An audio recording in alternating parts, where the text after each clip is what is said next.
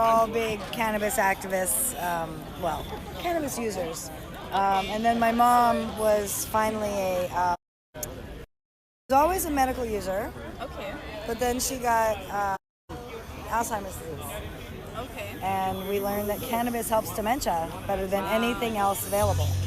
Anything. What exactly was CBD, THC? Both. You need both to treat Alzheimer's disease clinically. Okay. You really do. How does she take it? Orally. Orally? At first it was, this was many years ago. Okay. At first it was in, I went to a dispensary and I want to not be on program anymore.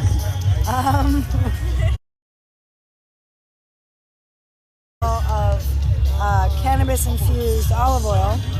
Nice. And I had no idea what was in it because it was before. It was before. It was before. All the labels had to tell you what was in it. Yeah, no idea.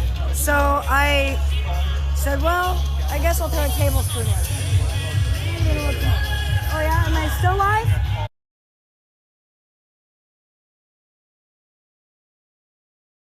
Why don't you tell us about the Industrial Hemp Alliance? Your story is more interesting than mine. These people have heard my story already. Okay, we'll tell your story afterwards. Okay. Okay, so it's an organization that was started here at Los Angeles Technical College. So it was founded by my team members who are architects, and they were learning about new building materials, and hemp was one of them that they were introduced to. And at that time, and currently, at that time, the school was surveyed, and that survey showed that 1 in 5 students are suffering either from health. Housing security, they saw hempcrete as like a solution. So it's like if we're gonna house people, make sure it's in healthy homes. This is fire resistant. It's fire resistant. It's super energy efficient as well, and it just cleans the air, better quality inside of the homes. Awesome. So yeah, that's what started this organization here on campus. My field of interest is environmental science, so it came in hand. Whoa. And yeah, we've just. How long ago did you did this start? The This society? started 2 years ago. Awesome. 2 Yeah, years 2 ago. years ago. Cool. And yeah, we've been running with it, holding workshops here on this campus. The majority of the workshops have been based back on hempcrete. We had been doing small houses, so like dog houses, Yeah. to show like a larger scale.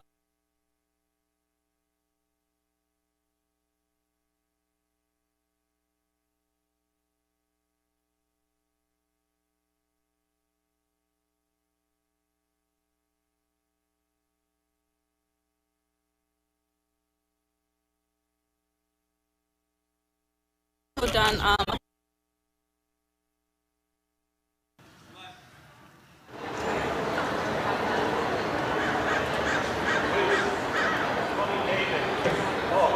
Oh, yes. Good morning, everyone. You can hear me? Say hello.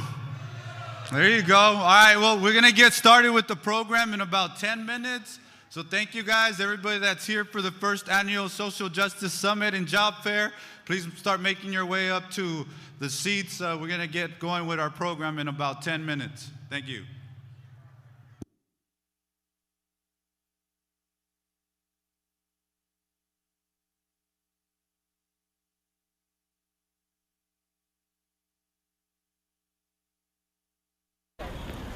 Let me take some of that information.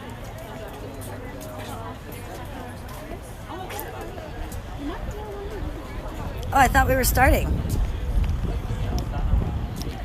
I thought we were starting.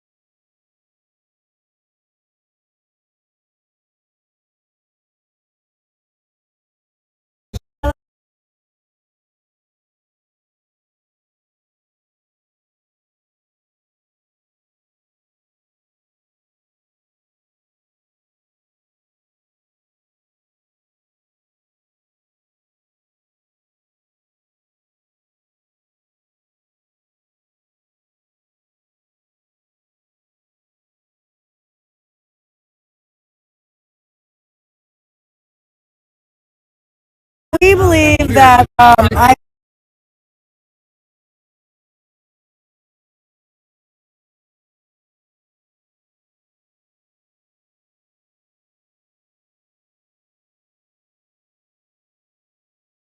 You're in jail.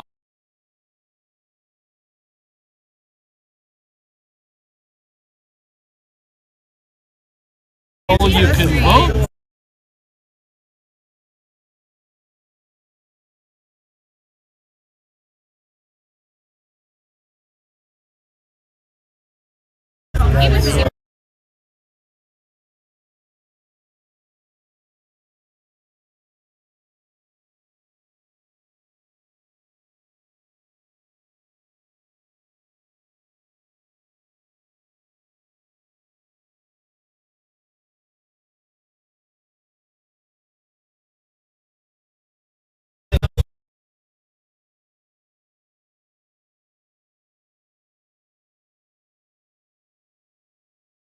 here.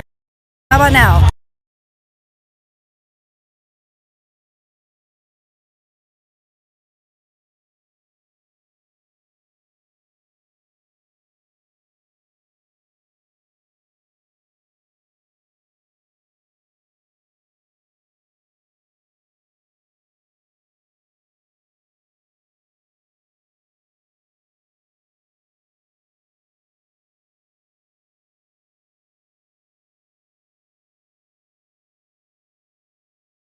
Hey, we want to come and talk to Oaksterdam University.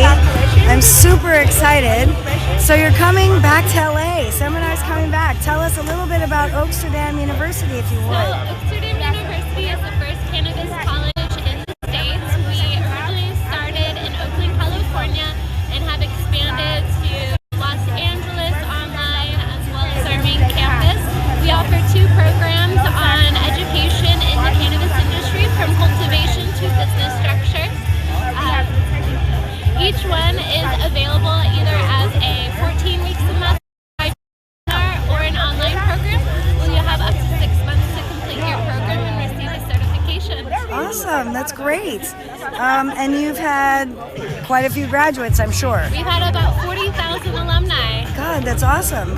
Working all over the cannabis space, I'm sure. Definitely. Trying to get everyone educated. It's very important. Education is the key. It is the key. This is going out on EdCan, which is Education Can Change the World. Education can change the world. And then we have our other show, which is Reefer Revolution Live on Sundays, where we keep up on politics and cannabis.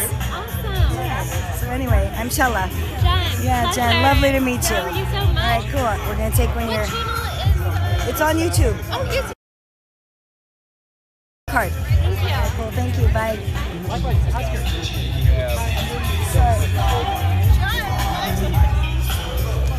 All kinds of good stuff happening here today. Equity First Alliance, we love them. Social Equity LA has put this together, and they've done a fine, fine job. Good folk. But our music is going to totally moan us now, so I kind of should walk away.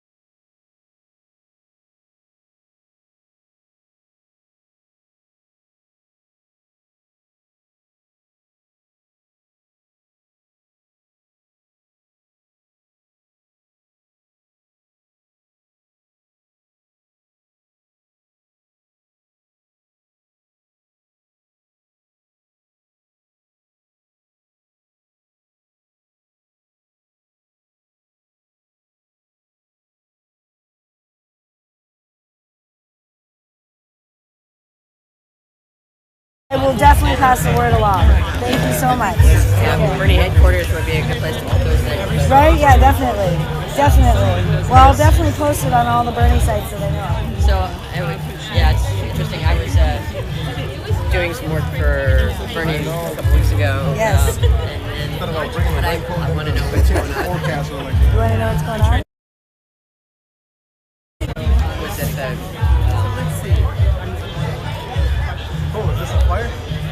Did you want to talk about this on camera? No. Okay. Unfortunately, my husband is still recording it. You know what?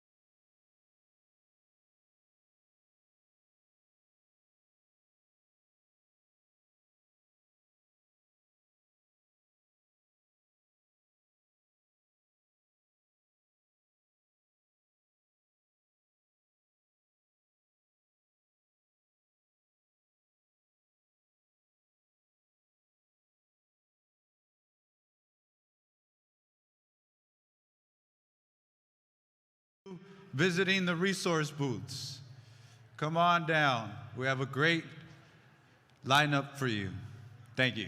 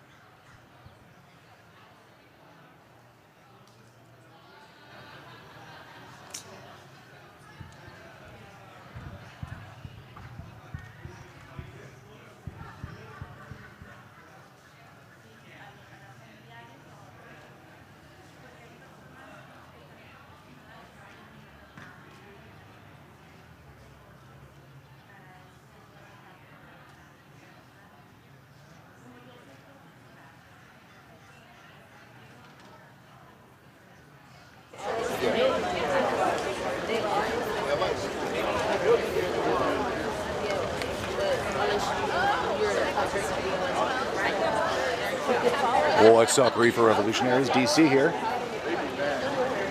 We are at the Social Equity LA, Social Justice Forum and Job Fair.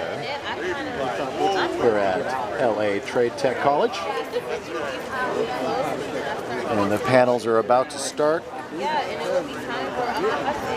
Cello did a little B-roll of some of the booths and vendors that are here.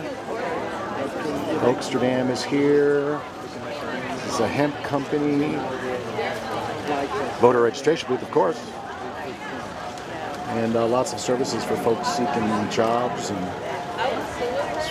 come right out of reintegrating into society, giving them a shot. Workshops going on and all kinds of stuff to get people working again, give them support. They can get a suit here, and it's all kinds of great stuff happening down here at LA Trade Tech. Covering this all day, and then we'll be checking out what happens at the caucus tonight. And then tomorrow we're going to do a show probably about the election. Okay, gonna get started here, folks. Thanks for joining in.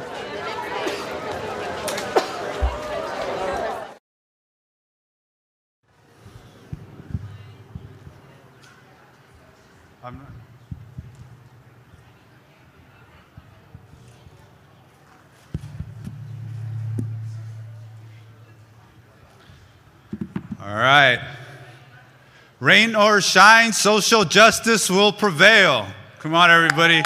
I want to welcome you to the first annual Social Justice Summit and Job Fair here at beautiful Los Angeles Trade Tech College in South LA. Woo, woo. I want to thank God for being here today. I want to thank our sponsors, the Drug Policy Alliance, CRCD, LA Trade Tech WorkSource Center in the house, and Trade Tech College itself. And more importantly, I want to thank you guys for being here today and caring about yourself and believing in yourself, because today is about you and making sure you're connected with the resources. I want to thank all the resource partners that are here. I want to thank our staff, Adriana and Christy, who couldn't do this without them, and Ernie, as well as all our volunteers. So please give them a round of applause. So I'm proud to be here as a former LA Trade Tech alumni and a product of the community college district. So LA in the house. And it wasn't too far from here on 23rd Street in Figueroa that I began my life of public service. I worked in a basement of a church called St. John's Well Child and Family Center, and that's where I truly saw my passion and realized that people are out there, no matter how bad we're struggling, there's always someone there that we could help and be of service to. Today we're here, we're providing workshops. You have an amazing lineup of panelists and leaders in the industry. We have resource booths for you guys to check out and get connected to different jobs and programs, as well as in the former Redwood building. We have a workshop going on by CRCD on where the programs are and how you can get back into the workforce, those that are in the reentry and formerly incarcerated. So without further ado, I just wanted to get things going, welcome you guys, thank God and the weather gods for allowing us to continue. I know it's LA, so I was worried about that, but we're gonna prevail. With that, we're just gonna go ahead and get right into the first panel. I'm gonna call up our special guest, moderator, Dale Sky Jones, Executive Chancellor for Oaksterdam University. Thank you. Dale is based in Oakland, and she focuses on enhancing the debate for cannabis policy reform since 2007.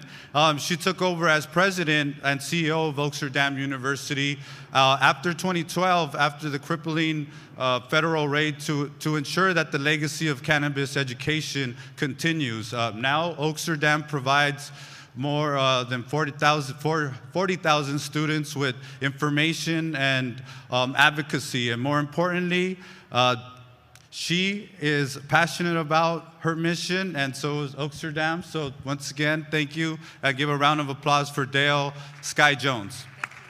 Thank you. Appreciate it. All right, good afternoon, Social Justice Summit and Job Fair. Oh, not too shabby, but I think you can do better. Hello, Social Equity LA. I can't hear you over there at the booths. Hello. I want to give a big round to Luis Rivera. Can we get some love for the team here? Thank you guys so much for being here. I have an exciting panel to jump into. We're discussing the laws that heal our communities. And while our stories are powerful, we have to turn those into policy. And so we're here to discuss this particular panel to address the challenges, especially with these policies that have impacted especially communities of color for generations. And it has been Oaksterdam University's mission moving forward to ensure that the Jim Crow laws that we have been suffering under do not continue into the new policy. Are you with me? We should not ensconce these policies into who gets to play.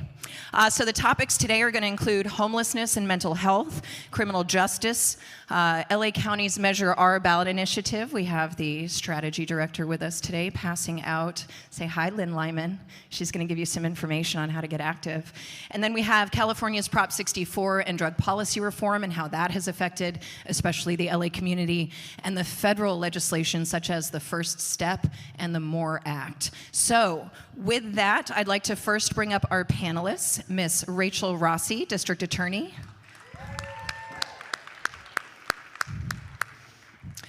Miss Lynn Lyman, Social Justice Advocate Extraordinaire, former DPA, California Director. We have Jasmine Aguiar, Minority Cannabis Business Association. Jasmine. And Mr. Isaac Bryan of UCLA. Isaac is the Director of Public Policy for the Black Policy Project for UCLA.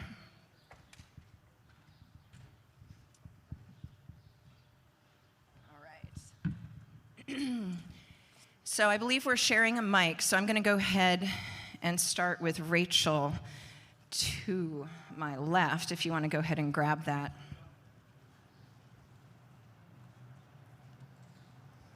So I've asked each of our panelists to briefly describe their role, their position, why you should care, and what their passion project is right now, what their main focus is. So go ahead, take it away, Rachel. Good morning, everyone. My name is Rachel Rossi. I am a former LA County Public Defender, former LA Federal Public Defender, and formerly worked on a lot of the federal legislation that we're going to talk about today, working in the Senate and in the House Judiciary Committee in Washington, D.C. Currently, I am running for District Attorney of LA County. And today I'm excited to talk about why laws are important, but why a DA and the DA that enforces and implements the law is also incredibly important. Good morning, everyone. My name is Lynn Lyman, and I'm here today on behalf of Measure R, a ballot measure that you can vote on beginning today and for the next 11 days through March 3rd that aims to address misconduct and corruption in the Sheriff's Department. This fight goes back decades. The people of LA have been calling for reform of the LA Sheriff's Department for a long time. The first big investigation into the corruption and abuse and violence inside the jails was in 1992. And back then they found 359 urgent issues of reform needed for the jails. But in the past nearly 30 years, nothing has happened. And so a few years ago, after a decade of advocating for reform, asking the Board of Supervisors and our other elected officials to take some action to rein in the corruption in the Sheriff's Department, the people decided to take this into their own hands. This is the first ever criminal justice reform to be taken to the ballot in the county of LA. Wow. And your vote matters. All right, thank you. Jasmine.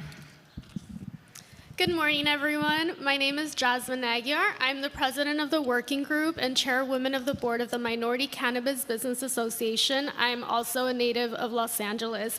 And I've been in the cannabis industry for about 8 years. I am a license holder in the state of California.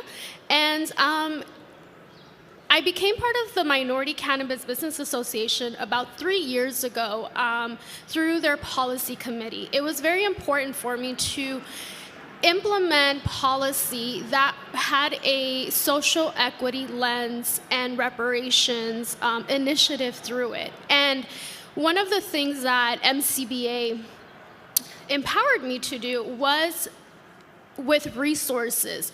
MCBA created policy social equity model policy. What that means is that it is accessible to anyone in the audience, anyone who is seeking to establish local ordinances that will open up opportunities for minorities. And I'm here to further discuss that with you guys of how we can empower each other to move forward with a more accessible cannabis industry.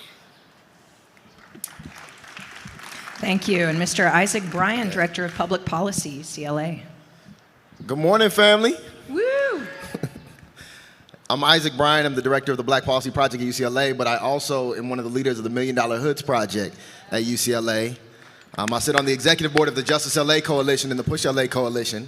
And so for those of you that have been paying attention to the 10-year struggles that Ms. Lynn Lyman was talking about, another one has been the construction of new jails in LA County, right? And the mobilization to not spend $3.5 billion building new jails, but instead invest that money in our community. So what we did over this last year was we turned out at the Board of Supervisors 500 deep, 1,000 deep, anybody we could get, and we got the county to scrap the contract to build the new jail, so there will not be new jails built in LA County right now. And instead, we launched an Alternatives to Incarceration work group to explore ways that we could divest from the carceral state and reinvest in our communities, right? And that report is going to be given to the Board of Supervisors on March 10th. So you're going to hear me say that a couple times during this panel, but it's great to be here with you all. Clearly up here with some movers and shakers. Yes, thank you. Now, we could spend probably all day and several more talking about the policies that got us here. But I'd like you to really clue in with respect to some of the economic and social conditions that got us here, but really in the light of new legislative progress that is actionable. So rather than just whining about what's wrong, what can they focus on to make sure we get to what's right? What can we do to get there? I'm going to start at the end. Okay. Yep. Well, first of all, the very first thing you can do is elect people into office that stand for the values that we stand for, right? From the district attorney on down the ballot, right? But we also need to support policies that are imaginative, right? We need to dream again. So many times we get thrown solutions that are half-baked or take us one step closer to liberation when we could go all the way there, right? We need to think about community supervision that's not housed in a law enforcement agency like probation, but that's housed in the amazing service providers that we know provide us with the services we need to grow and thrive, right? We need to have support in our communities, by our communities, for our communities, and stop investing in cages, policing, and all of these carceral systems that we know just bring us down. There's too much money. This is a budget question. You talk about what we can do, we can move resources, right? Probation has $1 billion. The sheriff has $3 billion. LAPD takes 50% of the city's discretionary budget at $1.8 billion every single year. Meanwhile, good-serving nonprofits and community-based organizations are starving for philanthropic dollars.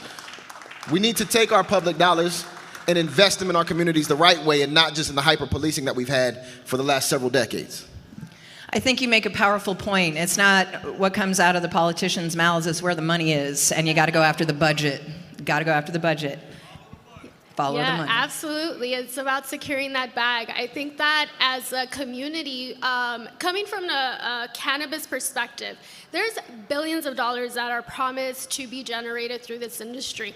And as we develop policy, one of the biggest questions is where do we begin with reparations? Well, that's not just for one person to answer. That's going to take radical collaboration between all people of communities that have been devastated to come up with those answers, and those answers are going to be developed overnight. We've been through this detrimental hurt that has been created through the policies from the past that is going to take generations to heal. And I think as we move forward into those policies, we got to think about the money. The money is so important.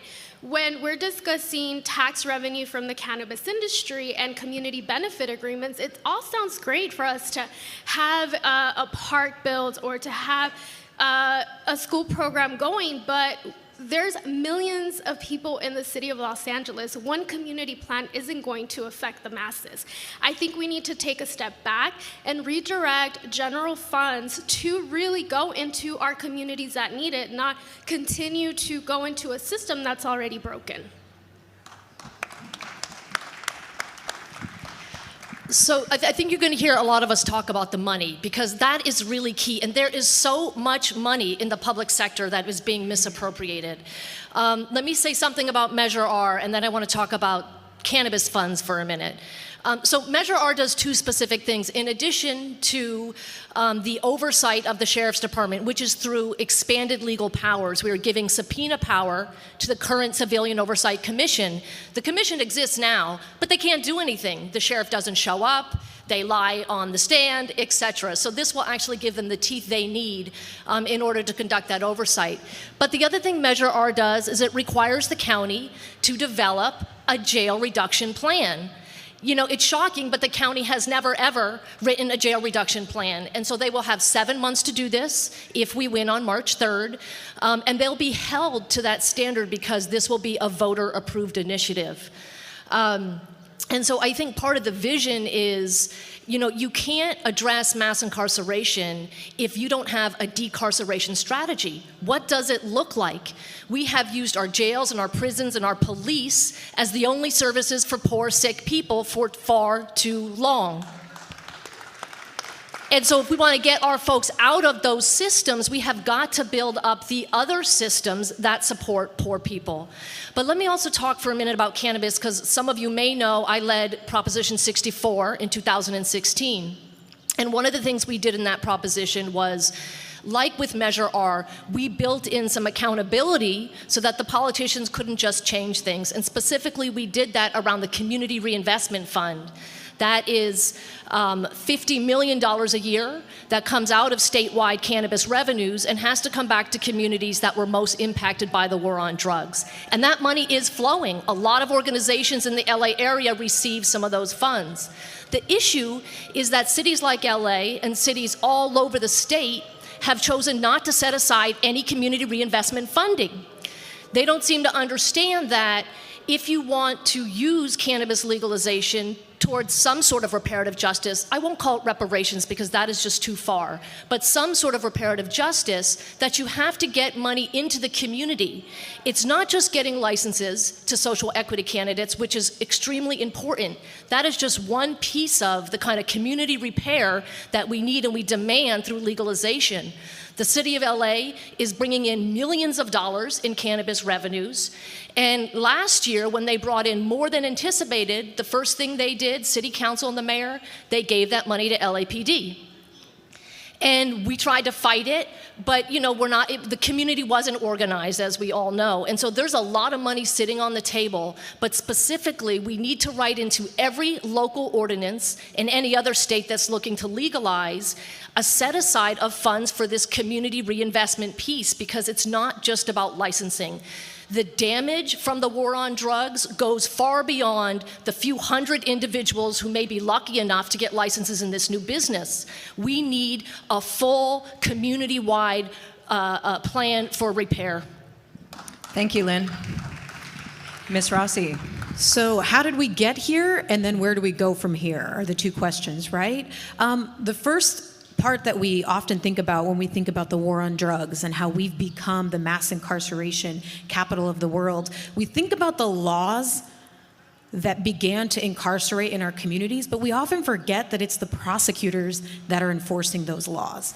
It is hand in hand that mass incarceration in our community, in our state, and in our county has been created not only by the laws, but by the prosecutors who enforce them. So we have to, when we're looking at the ballot, we have to look at laws that begin to scale back, decriminalize substance use, laws that begin to invest the funds back into our communities, but we also need to look at who are the prosecutors that we are placing in positions of power to enforce these laws. We finally legalized marijuana. We could have had a prosecutor who stopped charging marijuana. We finally passed Proposition 47 in order to start to reduce the over-criminalization of low-level substance use. We could have had a prosecutor who was standing up and saying, I'm not going to prosecute low-level substance abuse. So we need to have a dual effort where we're looking at laws to reform and elected officials who want to reform, who are putting reform, who are putting communities, who are putting us first. Well, and it's hard to know where to start first with that, but I'm going to go to the voter issue first, because I think that we've already heard from our panelists today, it's not just about the initiatives, which, yes, you need to show up, you need to tell your friends, you need to get your friends to show up. You can strongly recommend that people do the vote from home. I joke with my classes, it's the best way, you know, pass it to the left as you pass your favorite politician, right? It's legal now. I can say that out loud. The point here is vote, and it's not just the big 2020. It's not the 2024. It's the 2019 and the 2021. It is the off-year elections that determine your city council, your county board of supervisors, your local representatives. And those off-year elections are really what determine your future, the future of your business plan, whether or not that's going to exist, depending on an up-down vote of your city council.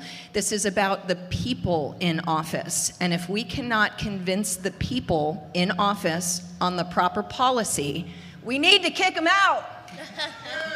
Replace them. There are enough people sitting in front of me to swing local city council elections. You just get this many people to call in, and stuff changes because each of you represent tens of thousands of people to that politician. So it is about getting the right politician into place. And I'm curious, just briefly, because this panel is moving very fast, if there's anyone in particular or anything in particular that you really want to make sure that they get out to, and what resources if you want to get involved, because this is not just, yes, money powers politics, but so do people. And there are many ways that you can get involved and swing a lot of people in the right direction. So I'm going to start with you, Rachel. So, as you all know, I'm running for district attorney, and this is a... Yes, that was a shameless plug, and I set her up for it, so go. Slip that in there. So a lot of times, some of these local races are races that we haven't really cared about in the past. Races where a lot of people in our community don't even know what a district attorney is. You may ask your friends, who are you voting for district attorney? And they may tell you, what is that? I have no idea. So a big part of understanding and getting people engaged is to start to tell your friends and educate what a district attorney is. A district attorney is the prosecutor for the County of LA. That means that the district attorney has a lot of power to decide what charges to file, what charges not to file, to decide that drug treatment is preferable, not incarceration, to decide that mental health treatment is the better course of action, not locking people up. So going to your friends and your family and saying, this is why a district attorney matters, this is why you should get engaged, and then look up the race, look at the candidates, do your research, and have conversations with people and talk about what is the record of our current elected officials, how are they doing? Have we been pleased with what we've seen happening in our county? And the answer is no. So you have to get out and vote, and that is how we will change criminal justice in LA. You can give it up for her. And I'm going to add one more thing. Say her name.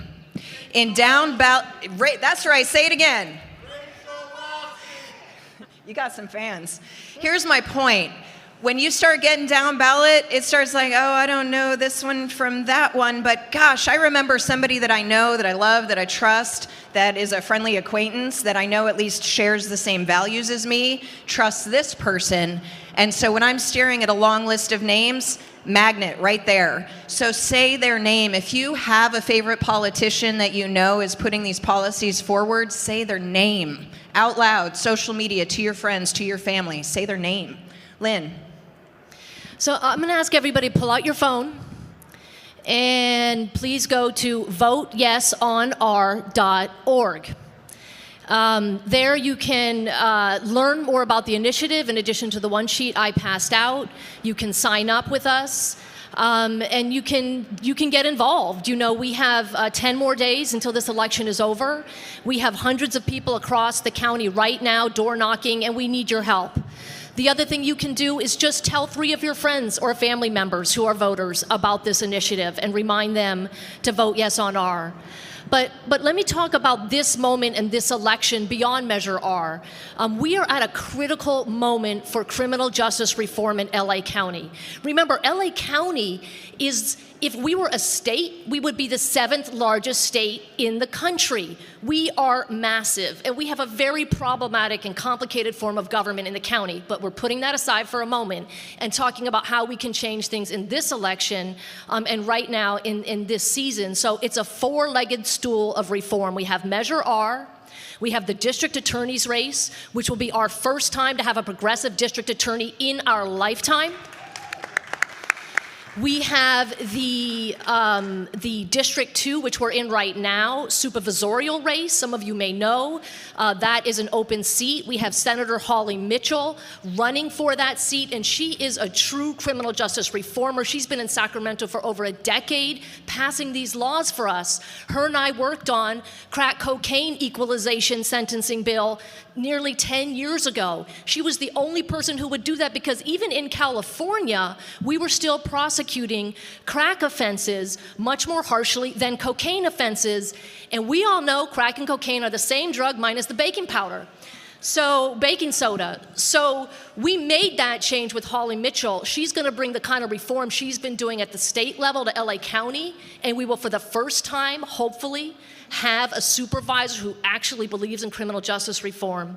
And the 4th leg of the stool is what you heard from Isaac, which is the alternative to incarceration roadmap that the county is building. So if we do all 4 of these things, we might actually turn the ship of the largest incarcerator in the world, which is LA County. That's powerful. Thank you. Jasmine. Just to piggyback, vote, get out and vote.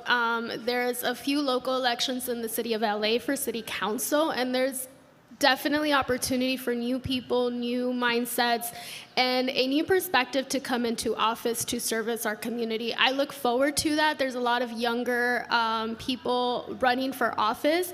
I think that's very inspiring and very encouraging for what the future holds, and it is in our hands.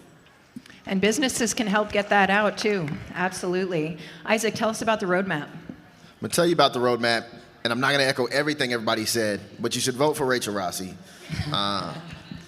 Also, Senator Holly Mitchell is no joke. I worked with her a few years ago on a bill, SB 439, to end the criminalization of young people under the age of 12. They told us it couldn't get done. They said you need a champion in the legislature, and we don't have too many champions. Holly Mitchell is a champion. And if you don't know, March 3rd is Election Day. You can also vote pretty much up until then, right now, if the voting centers are working properly, right? But we gotta get out and we gotta vote. But we also have to hold people accountable when they get into office, right? And so this roadmap that's been brought up to the Alternatives to Incarceration work group, we ended the construction of jails, and then the county set up a task force to look at alternatives to incarceration. For those of you who don't know, they set up task force when they don't wanna do shit. Right? When we want to kick it down for a little while. But if you set up a task force and you put Kelly Lotto Hernandez on it and you put myself and other people on it, Unisys Hernandez on it, stuff's going to get done. So we came up with a plan in just a few months to really look at all the intercepts and points of contact from the point of needing help and services to the point of encountering law enforcement to the point of encountering the district attorney. to the point of thinking about incarceration in all the other ways we could do it than the way that we've been doing it. And we wrote that up in a report, and that report is going to the Board of Supervisors on March 10th. We need to show up, and we need to tell them to adopt these recommendations. And if they don't, we need to keep that checklist, and we need to, what you say, brother, get them out? Vote them out. We also need some of y'all to think about running, right? Because I know there's some leaders here in the crowd, and there's a lot of young folk who need support and need uplifting in this political process. One thing that I'm going to say, because it got to be said, is we got a lot of old heads switching seats. I'm going to term out here, you term out there, you go there, I go there, right? You paid your dues, you kissed the ring. We can't have that, right? We need fresh ideas. We need people who are not career politicians, right? We need people who dream justice, who believe in social justice. We need people who have been directly impacted by failed policy, leading the changes on these policy conditions around our lives, right? So we can all get involved in that, from voting to uplifting emerging young leaders to staying engaged, and vote for Rachel Rossi. There'll be a volunteer sign up later. So let's talk about resources real quick, because you know it's often the smallest obstacles that hold people back. And I often have to tell myself, don't let good be the enemy of great. You know, do what you can, when you can, while you can, one day at a time, one step in front of the other, and you look up and you are there. So what would you say to the next guy? What's next? What would you have these people do? Because you've already answered the last question on what can we do to overcome the systemic racism and the poverty and the homelessness, and you certainly touch on this, but you know, this is everything from mental health being a policing issue. What? Mental health is a health issue, right? But it often turns into, listen, for years, the most dangerous thing about cannabis was not what the cannabis did to you, it was getting caught, right? Jail is bad for your health. So is a warrant, missing school, missing work. So what are the types of tools that we can offer to get people to that next level? Go ahead and start with you. We have to organize. We have to be organized. There are plenty of resources, right? We talk about homelessness, right, and houselessness. We passed Measure H, HHH, here's $1 billion, and people tell us that should solve the problem. Let me tell y'all something, $1 billion to solve 30,000 people on the streets in the city and more in the county, 40% of whom are black, by the way, despite the fact that the city population is only 8% black, that's not enough money. Let me tell you something else. In Measure M, the big transportation bill the city passed, the $1 billion infrastructure, there's $400 million allocated for a bike path along the LA River, right? That's about half the money that they put aside for homelessness for a bike path. You know why? Because the bike path lobby is well organized. We have to get organized, and we have to claim our dollars, right? I don't often say reparations because I find that it scares white folks, but we can say reparations, we can call it social equity, we can call it justice reinvestment, we can call it whatever we want. But the county's budget is $36 billion every year. The city's budget is $10 billion every year. The state's budget is over $200 billion every year, and we deserve a piece of that uplifts our communities. Thank you. Resources, I would definitely want to point out to your phones. That is a resource. I'm sure most of you guys are on some type of social media platform. Use that to be vocal. Use that to entice what your opinion is for the community and help spread it throughout your community. There's 96 community or neighborhoods? Neighborhoods, yeah. And reach out to them. That's what's going on the ground wherever you live. There's 15 districts in the city of LA. Be vocal there. There's thousands of issues. I read a lot of policy. It's how I educate myself. It is boring and sometimes my head hurts, but I come well prepared to hold my elected officials accountable. So what do we need to do next is make sure that they do their job. Thank you. And that's remarkably easy to do. It's not just showing up to city council, it's also calling and writing their offices. It only takes a minute or two to leave a message with their office or write down. Oftentimes there's a little form to fill out. You're just telling them. It takes 2 minutes out of your day. It could affect your children's future. Lynn. LA County Jail is the largest mental institution in the United States. Let me say it again. LA County Jail is the largest mental institution in the United States. We have 5,500 people who are severely sick, severe acute mental illness locked up in our jails. And if you have never been to the mental health floor in any of our jails, it is really something we're seeing. So you understand how we as a society treat the least and the most vulnerable among us. So yes, resources are important, but we need to check our values when we treat the most sick, poor, and hurt among us that way. In terms of resources, as you heard, the money is there, but we continue to pass new laws and we don't write the money in. And that's one of the things I like about ballot measures, you know, because if you leave it up to the politicians, they're never going to give you the money. They're never going to set money aside, and you really do have to set it aside. So again, in Proposition 64, we were able to set aside this $50 million annual fund for impacted communities. But the city of LA, which is considered the largest cannabis market in the world, they didn't set aside $1 for community reinvestment. And the cannabis community was so busy fighting amongst itself about who got the licenses that nobody bothered to talk and fight about the fact that the community wasn't getting any money from cannabis revenue. And that was always the idea, was that cannabis revenue would be a new funding source to repair the damage of the war on drugs. But if it isn't written into the law, it's not going to happen. And so I think if you look particularly at the city of LA, where we wrote an ordinance, by we, I'll say the city council, that made these laws in such a way that, first of all, nobody's really getting these cannabis equity licenses, as we know. There was a lot of loopholes for big business to come in. I have a friend who is a social equity license winner, and his investors, now he's a 51% owner, and his investors told him he could be a bud tender.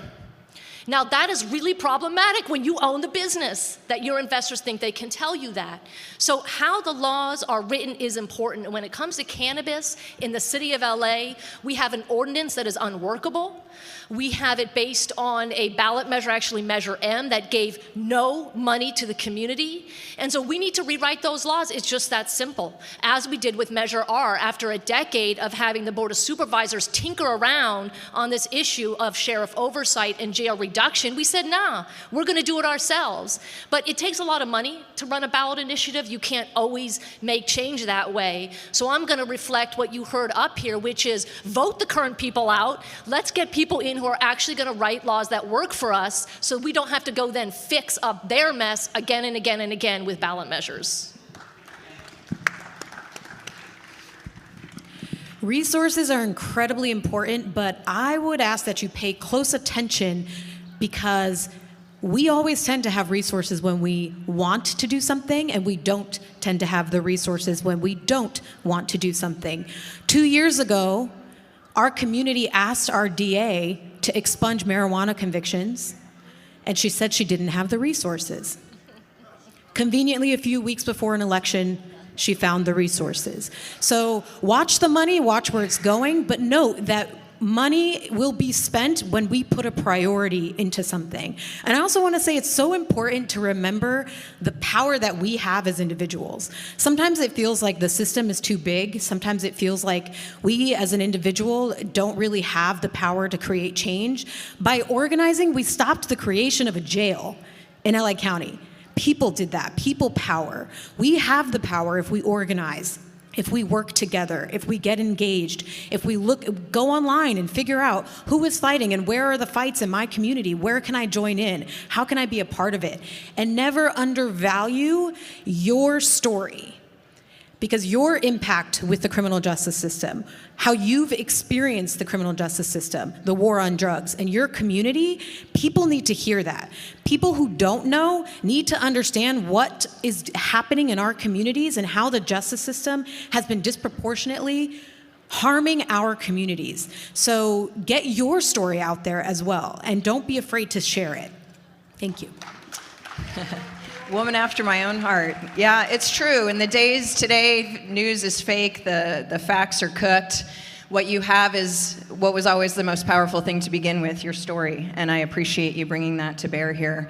I think that it's also important to realize that sometimes big losses bring big wins. You have to constantly apply pressure from multiple points. You have to keep that torque all the time. Threaten the electeds with voter initiatives so you get legislative action over here. And if it's not good enough, go back to the voters. But if you don't have a voter initiative over here, the politicians don't feel threatened to actually act in the ledge. Prop 19 was the first time we asked back in 2010 about legalizing cannabis for adult use. That bad boy was only 4 pages, not 64 pages. It was simple. But even though we didn't win that particular election, we almost did. And what we did was put pressure on the governor, Schwarzenegger, to sign the biggest decriminalization bill in California history that dropped arrests 87%. That's 9 out of 10 people not going to jail. We lost the voter initiative, but we stopped incarcerating more people over a lost voter initiative than any other legalization state. They only legalized for 21 and up. Guess who we're still criminalizing? So they might not go to jail, but they're still getting pulled over and harassed. We still have to follow the reporting. And now that it's not a criminal arrest every time, they're not reporting. So it's even harder to realize that the injustice is still happening, just at a lower level. It's less seen and less heard, and then people forget about it. We have to stay vigilant, and we have to constantly apply pressure with the elected officials, electing the right elected officials in the first place. Can I get another woohoo for Rachel? Rachel Rossi, ROSSI, check that box, because I know we're going to vote by March 3rd. March 3rd, that is a hot minute away. But the last thing that I really want you to think about is education. I'm here from Oaksterdam University. There are educational buildings surrounding us. We're at this amazing, beautiful location. Another shout out for just letting us be here and have this conversation here. But it's also important to educate yourself. There are tremendous free resources in the community. The college, UCLA, is starting to do a lot more classes around public policy, and you can sometimes audit these classes and educate yourself for free. Oaksterdam University, for everybody that's here today, we're just cutting all our classes in half. We're opening a new OULA campus, and we figure anybody that's here is here for the right reasons. But we also have equity scholarships.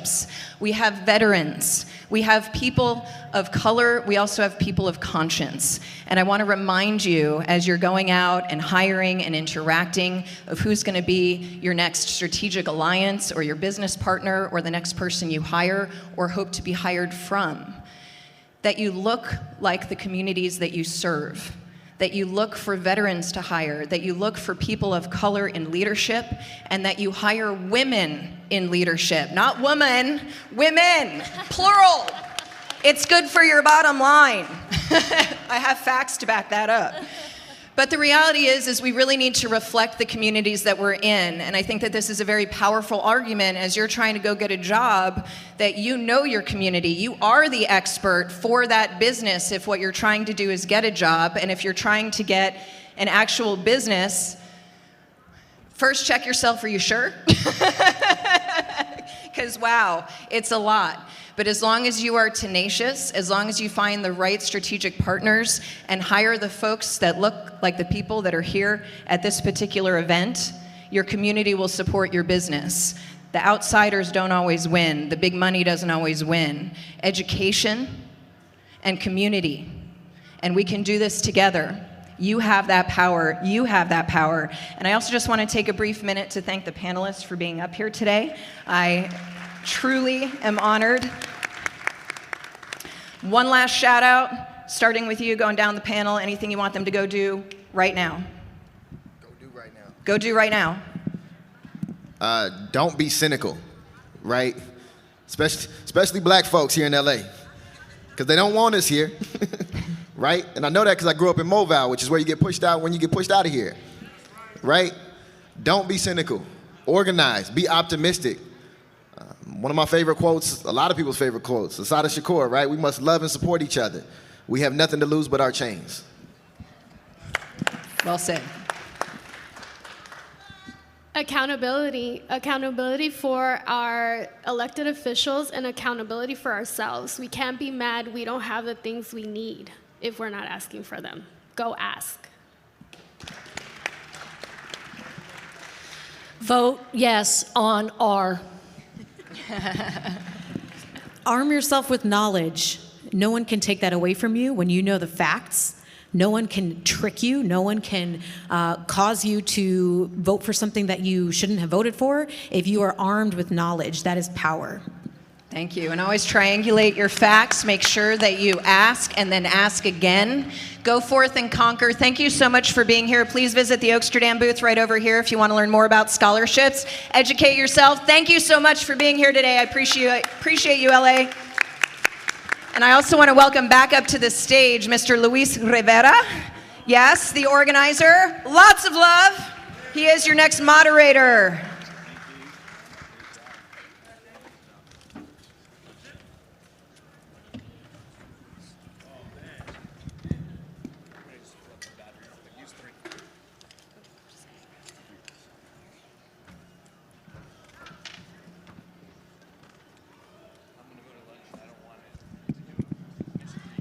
So what do you guys think about that panel? One more round of applause, please. The power is in the people. Come on now. Let's do this.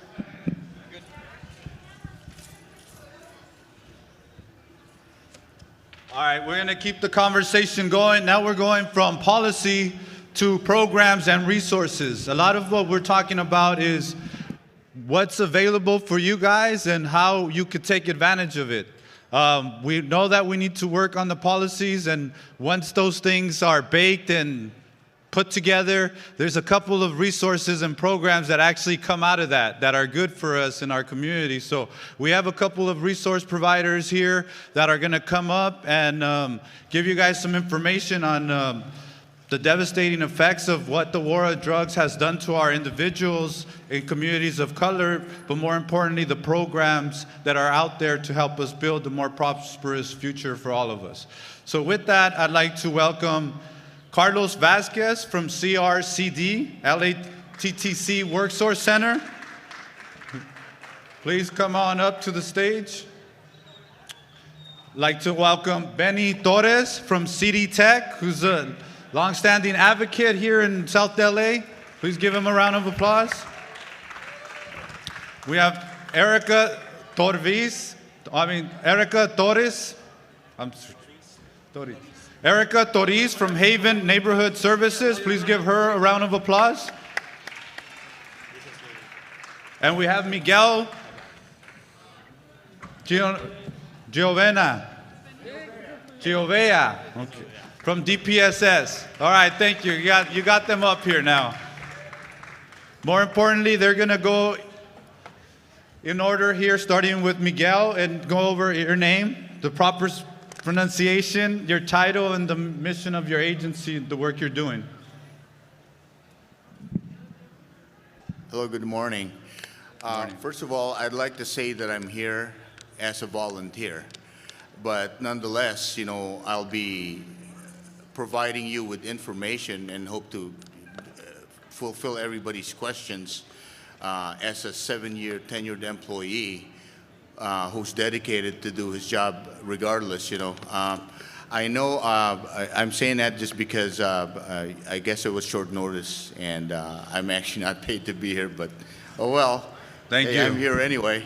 I am a grow worker and I've been tasked as a job developer.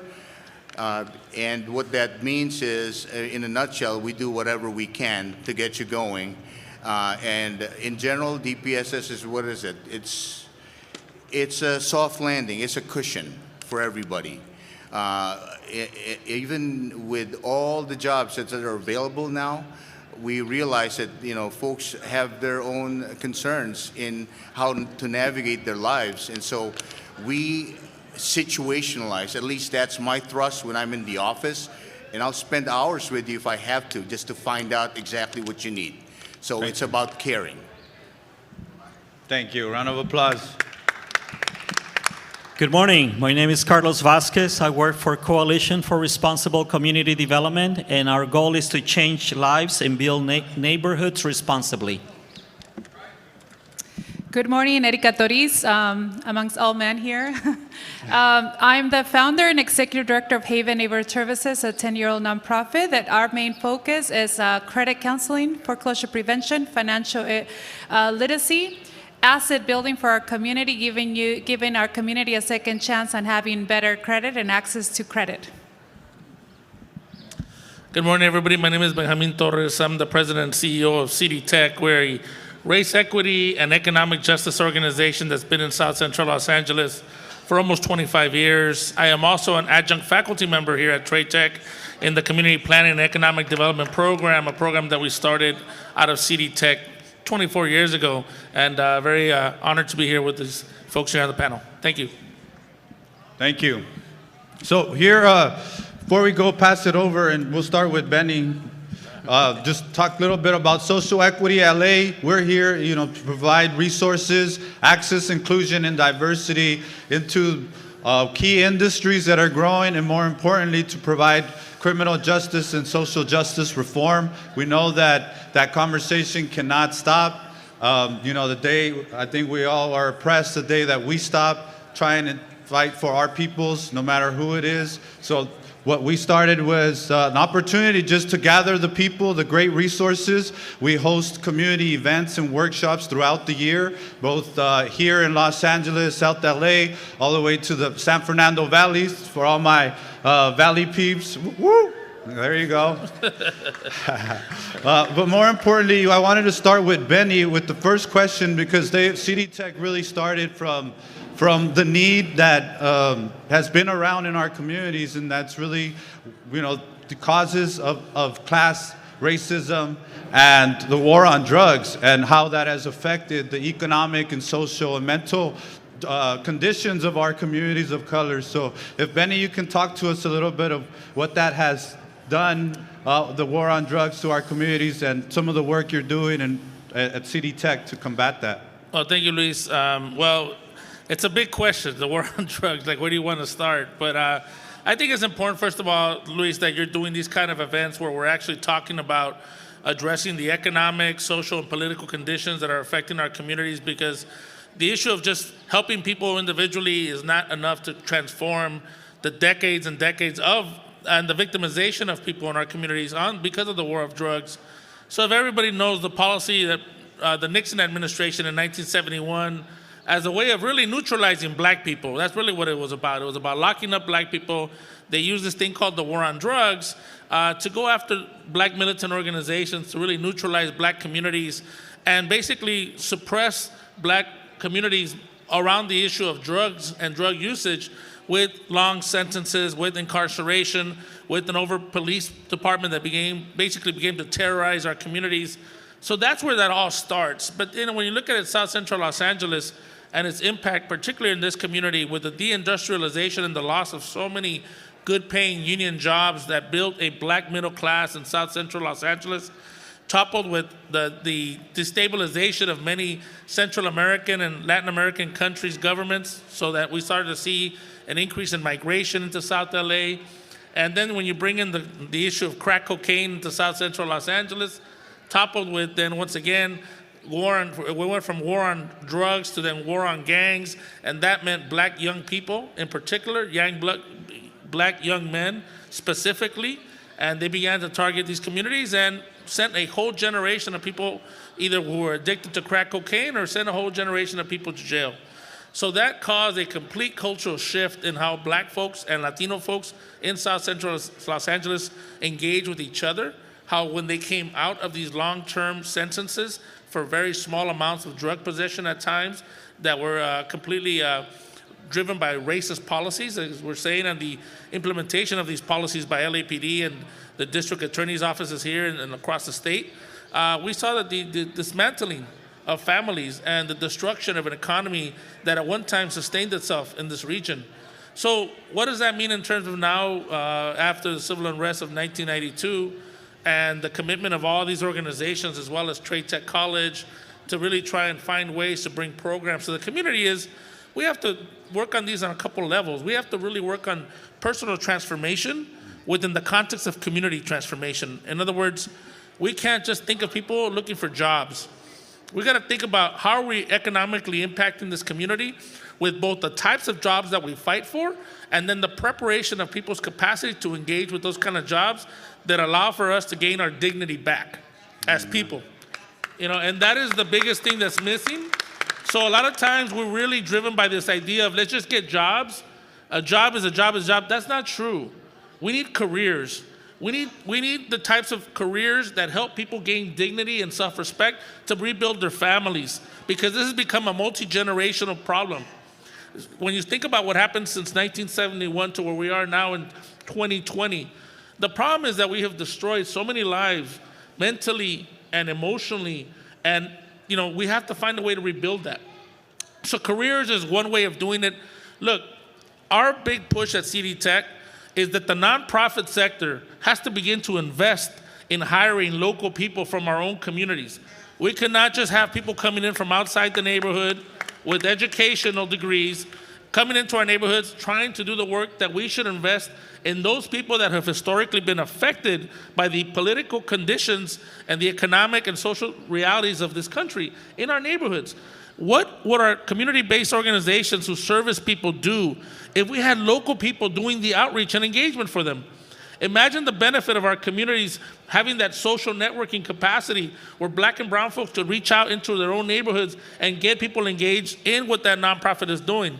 We could also invest in building their capacity to become professionals. We need to transform the nonprofit system in Los Angeles, specifically in Southern California, Southern and South Central Los Angeles, so that we have executive directors that look like the people who live in these communities, so that we have management people who came from the grassroots on up. So for us, Trade Tech, CD Tech, and a lot of the nonprofits that are here need to think about how do we coordinate better? Because look, we're really good at winning fights. We're really good at organizing. We're good at winning what we want, but we're really bad at implementation. So we're good at creating policies that are gonna bring resources to our community, but when we don't connect our community to those resources, that's where we have a gap, folks. And that's what we need to, that gap is what we have to bridge. And so for us, the work that we do around the nonprofit sector is get people prepared for the nonprofit sector by getting them educated here at Trade Tech in our community planning program. We also have paid 10-month internships where you're actually at the nonprofit so you can understand what that business is about. Nonprofits are not for everybody, but they're a place, but if you don't have a way of learning on the job, then you won't know what that's about. Most of our communities don't understand the nonprofit sector, and that's the 4th largest economy in the state of California. So think about it. You could go work at a nonprofit, do social service work, do organizing work that makes you feel good about who you are because you're making a contribution to help strengthen our communities that have for so many years been destroyed. At the same time, you're transforming yourself and that neighborhood, and you're connecting people to resources. So we have a long-term effect by one person's investment in that individual. We're looking at the long-term compound effect of an entire community. So for us, that's the thing that we need to do, and we need you to coordinate, Luis, because those that have historically been left out, marginalized, exploited, sent to jail, not educated, those are the people we have to educate, engage, and connect with first, and find mechanisms and pathways for them to enter this field, because these are the folks that are going to transform the communities. It's got to be led by those that have been historically marginalized, not from folks who get the opportunity to come in from the outside. So that's what we have to say at CD Tech. Thank you.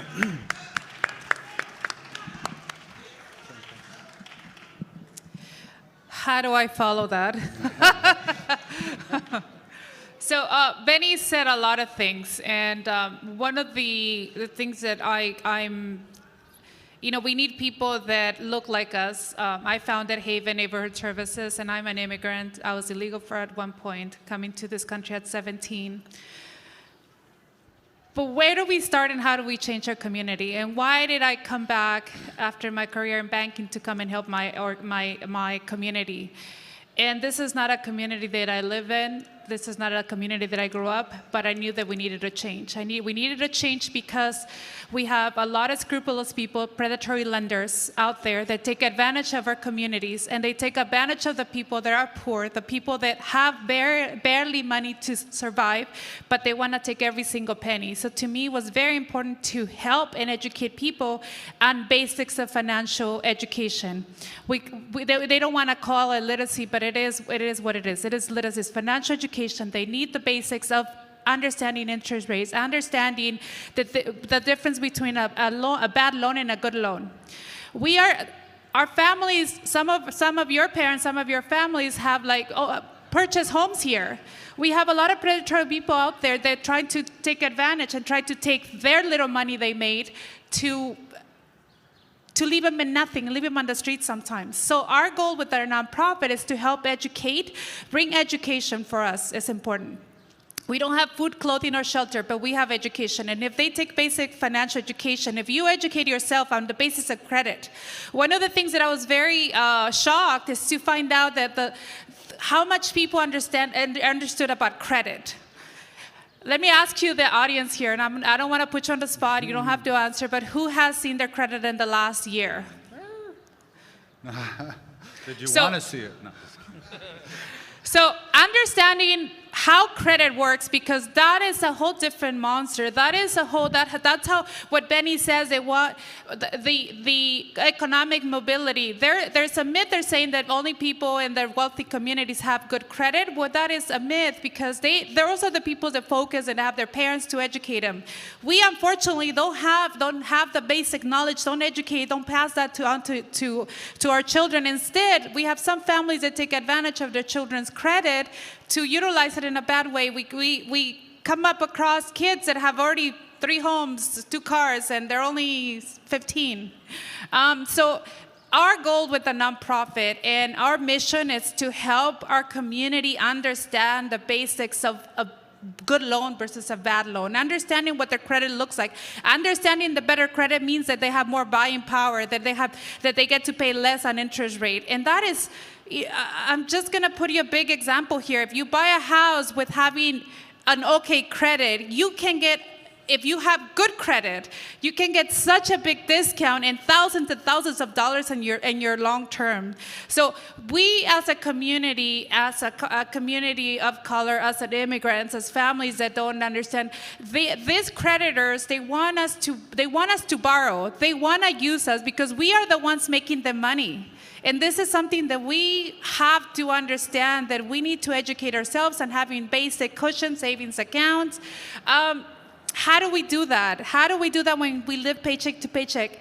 It is possible. It is possible to be able to do this. It is possible for us to invest in ourselves a little bit. It doesn't take much. It's a lot of nonprofit organizations that are also here with me that are that do the same thing that we do, that have the resources available to our community. So Benny also said that we need to invest and we need to have people working at nonprofits, people that come in to work with, for us to hire people, not with big degrees. So what we do in our nonprofit, we don't look for big degrees. We hired people that have courage, they have grit. They're people that really want to work and they are desperate for a job. And then we train them, because guess what? We're training the next leader in our communities. And if we don't do that, we're not going to be able to move forward. We're changing lives by all of us here in our nonprofit to collaborate with each other, to offer the programs that we have. But also, we have all these programs. If our community doesn't take advantage of them, we're not fulfilling our missions. So I'll pass it on to Carlos. Thank you. Thank you, Erica. So at CRCD, Coalition for Responsible Community Development, the original founders in 2005 realized that the needs of the community are so great and not one agency can do it alone.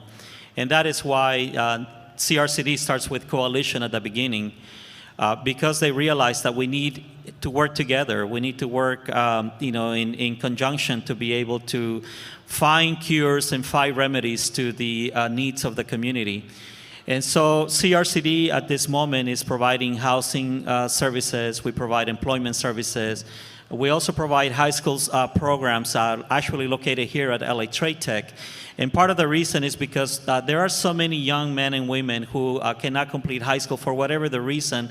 Many times it's because they may be taken into the justice system and come out at the age of 22, 23, or a little older, and they don't have a high school diploma, which is going to be detrimental for their career. Like Benny said, we have to look for ways to create opportunities for people to grow in their careers, not only start, maybe as entry level, but eventually get to become the owner of the organization. These are some of the services that we provide. We have a work source center, also known as America's Job Center, located here at LA Trade Tech, to my left, and that's where we do a lot of resources and services that are available to the reentry community. So they can come in and they can do on-the-job training. They can do trainings that are short-term. But we also connect them with LA Trade Tech that offers over 90 different pathways for support and training opportunities so that they can create not only an opportunity for themselves through employment, but also for those who want to start their own business. We also have those services. So we're here to support and let the community know. Thank you. How long do I have? Good morning. Well, let's talk about the what on DPSS.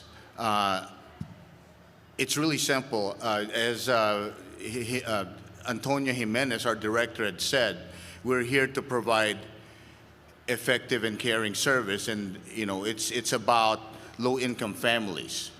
I've read some about war on drugs. I'm not really too familiar with it, but now I am somehow, because I've spent so many hours just reading on it after having been invited only since a couple of weeks. And I'm not sure if anybody here knows me, but I'd like to say I'm very passionate about what I do, and I have a strong and high level of commitment in anything. If you walk in, you need a high school degree or a high-set certificate, I'll help you out. If you have problems with school at all in any subject, come on in. I'll tutor you. That's what I do, and that could be anything. And I'd like to say that part of my background is being educated highly and in the best school in the Philippines. I mean, I can say that proudly. And what happened was, I decided to come over to the United States, and with that background that I brought over, and after having seen everybody at the low income levels and being one myself, living in LA for a couple of years, paying $250 rent, and actually living side by side with individuals, I've lived it. And I'd like to say that somehow I've succeeded, in achieving what I wanted to be, which is very simple, an American citizen.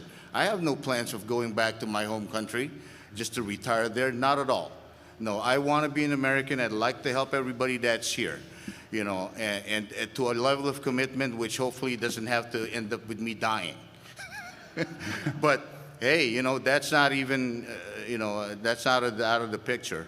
But anyway, I'm glad that everybody had decided that education is important. Think about it. To me, education is a social membership. Look at the ones in the damn good schools. And I'm sorry for saying that, pardon my French, but you hardly see them. I think, one of the best schools that we've seen who are actually with us are always going to be the ones in the local community like UCLA or USC, but where are the others? I haven't seen somebody from Stanford or any of these, Ivy League schools. It's a social membership, and that's a cycle. They're continually going to maintain what they have, and that's their business. That's okay. But what's our role? We're a community. This is what we have. So what are we going to do about it? The key is change, and that's very fearful to even look at. We need the courage. We need to be brave in actually accepting the possibilities that are ahead in front of us. And of course, we're looking at positive changes, and that takes a lot of courage from all of us. We have to have that commitment to help each other out and just not accept what's going on around us as if it's business as usual, where what we're going to have is exactly what Benny had said. It's going to continue for generations. let me put it this way. With education, I really believe that life for everybody would be better if you were just highly educated with the right best schools or best quality education with the right social membership.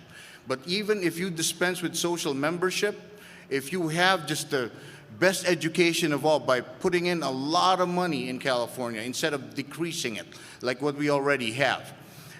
We have a lower budget thanks to what happened, I think, in the 70s, where we voted lower taxes on our properties, and that benefits our aging communities or people who have lower incomes. Towards the end, and the thing is, you're compromising the youths, which are going to carry us forward to the future.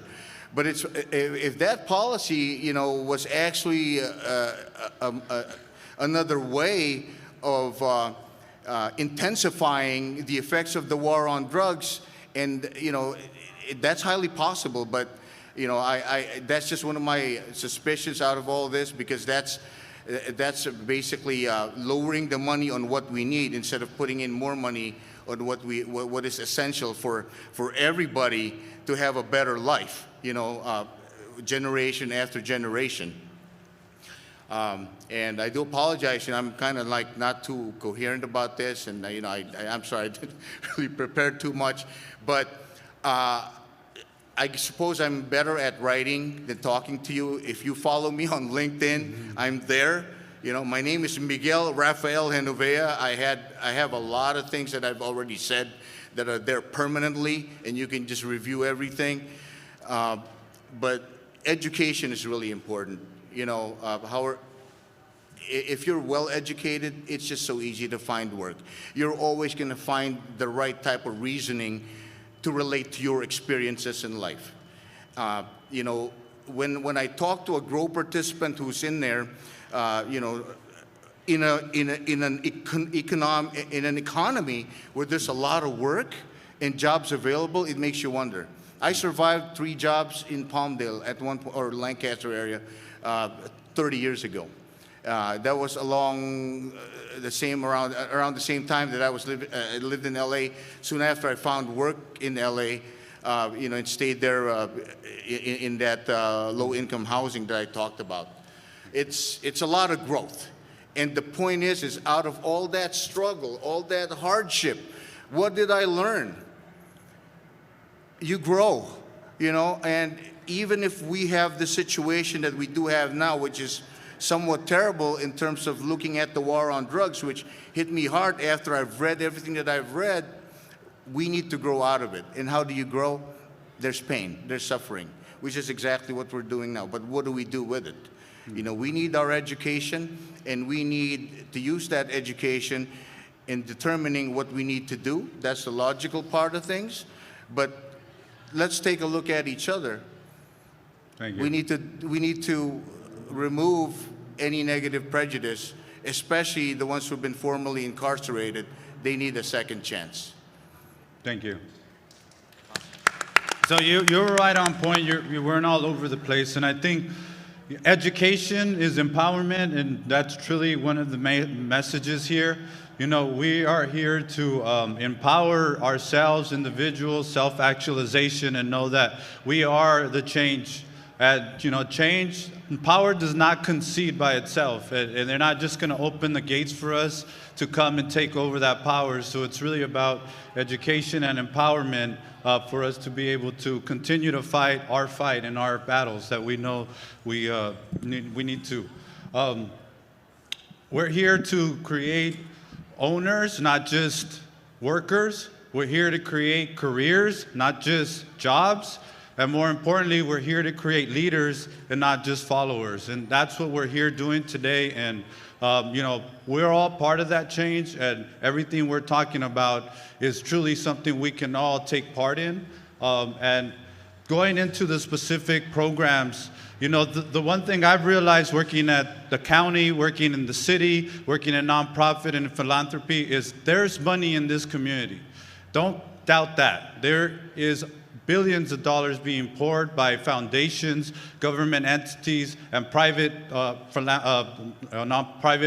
charities, so that we can make the change. However, the right people aren't in the right place, whether that's nonprofit leadership or our elected officials, but also we are not as educated or constantly looking to find out what are those programs and holding our people accountable. So with that, I do want to talk about what are some of those programs that you guys specifically are implementing and how people can get connected to that. Well, for us at CD Tech, whether you are a young person in high school or you're in that 18 to 25 year category, or an elder or an undocumented individual or a formerly incarcerated person, we feel that all folks need three key things. And when I say three key things, it's really to get our dignity back, to get our sense of self-respect back, to be able to engage in our community. We are losing ground in South Los Angeles, folks. People are coming and we're being pushed out. Black folks are being pushed out at incredible rates. Latino immigrants are right behind them in those staggering numbers. And so we need to do three things. And so all geared towards pathways, towards both leadership and community development. But one is education. And our education program here at Trade Tech, our community planning and economic development program, helps you provides you with the analysis you need to understand what are the social, political, economic conditions that are taking place, that have taken place historically, and most recently over the last 50 years in South Central Los Angeles, and what has the impact been in our community. It also provides you with the tools and skills that you need to be a community organizer, to understand the economic development side of the house, and to also address issues of the built environment, like how do we build more affordable housing, how do we build commercial real estate, how do we address environmental justice issues in our community, and then how do we create those pathways in terms of the workforce pipeline that we need. So we need the education piece, we need the analysis, we need to understand the tools and networks that it takes. We also need to learn. The second part of our program is typically focused around getting people into the nonprofit pipeline, around our Public Allies program. We now have a Career Ambassadors program. These are paid internships so that we recruit folks from the neighborhood. You get exposed to this work. You take classes at the college to build your capacity. You also learn the soft and hard skills that you need to engage in the nonprofit sector. And so the placement at a placement helps you with that, as well as our leadership training that we do, our coaching and our peer mentoring, as well as our mentoring by other folks who are alumni in the programs. So that's the second piece, is you need to know what's out there. A lot of our community doesn't understand what the nonprofit sector is. A lot of folks have been getting services in our neighborhoods and don't understand that that's an entire industry dedicated to, that has careers and jobs available. The third thing we need to do is civically engage folks. So you cannot just be aware of what's going on, and you cannot just know what you need to do for yourself and for the community economically, but you also need to be civically engaged and empowered as a resident. And so you need to vote, and those that can't vote need to motivate others to vote. So you got to do the civic thing, but you also have to engage as a leader. You have to know what's going on in our community. You have to speak up for yourself or your neighbors and be able to understand that, you know, a community that's disempowered is a community that's poor economically everywhere. And unless we start to get engaged civically, coming out to the community meetings to identify what kind of neighborhoods do we want in South Central Los Angeles? What does the vision look like for the future, where we're at the table identifying what the needs and what our wants are, so that once again, we don't just develop the policies and the programs and the resources that we want, but that we also prepare people to meet those resources, policies, and programs at that place where we can have impact, so that we can stay in our neighborhoods, so that we can change the conditions. It's not about getting out of the hood anymore. It's about staying and improving the hood, and improving it with the vision of those who have been here and suffered for the many, many years of disinvestment and initiatives like the war on drugs. And we always remember the war on gangs and Chief Darrell Gates, and we remember the battle ram and what those tanks did coming into our neighborhoods and knocking down doors, right? I mean, we remember that legacy. And so if we don't get civically engaged and we don't participate in that process, then it all doesn't come together. So we need those three pieces of work to come together, and that's what we focus on at Public Allies, and at CD Tech with our programs.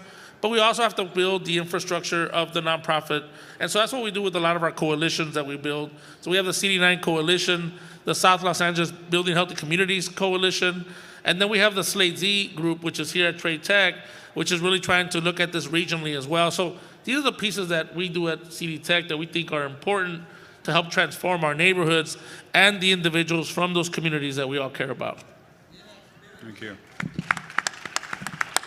Resources? I love hearing Benny speak. He motivates me. So at Haven Neighborhood Services, and I founded Haven Neighborhood Services. I'm a Mexicana, and why did we call it Haven? Because I came to this city where we are all, we're not just Mexicans, we're from all over the world. So I thought Haven would be, we wanted a safe haven for you. We have our slogan. The slogan says, your financial crisis end here. What does that mean?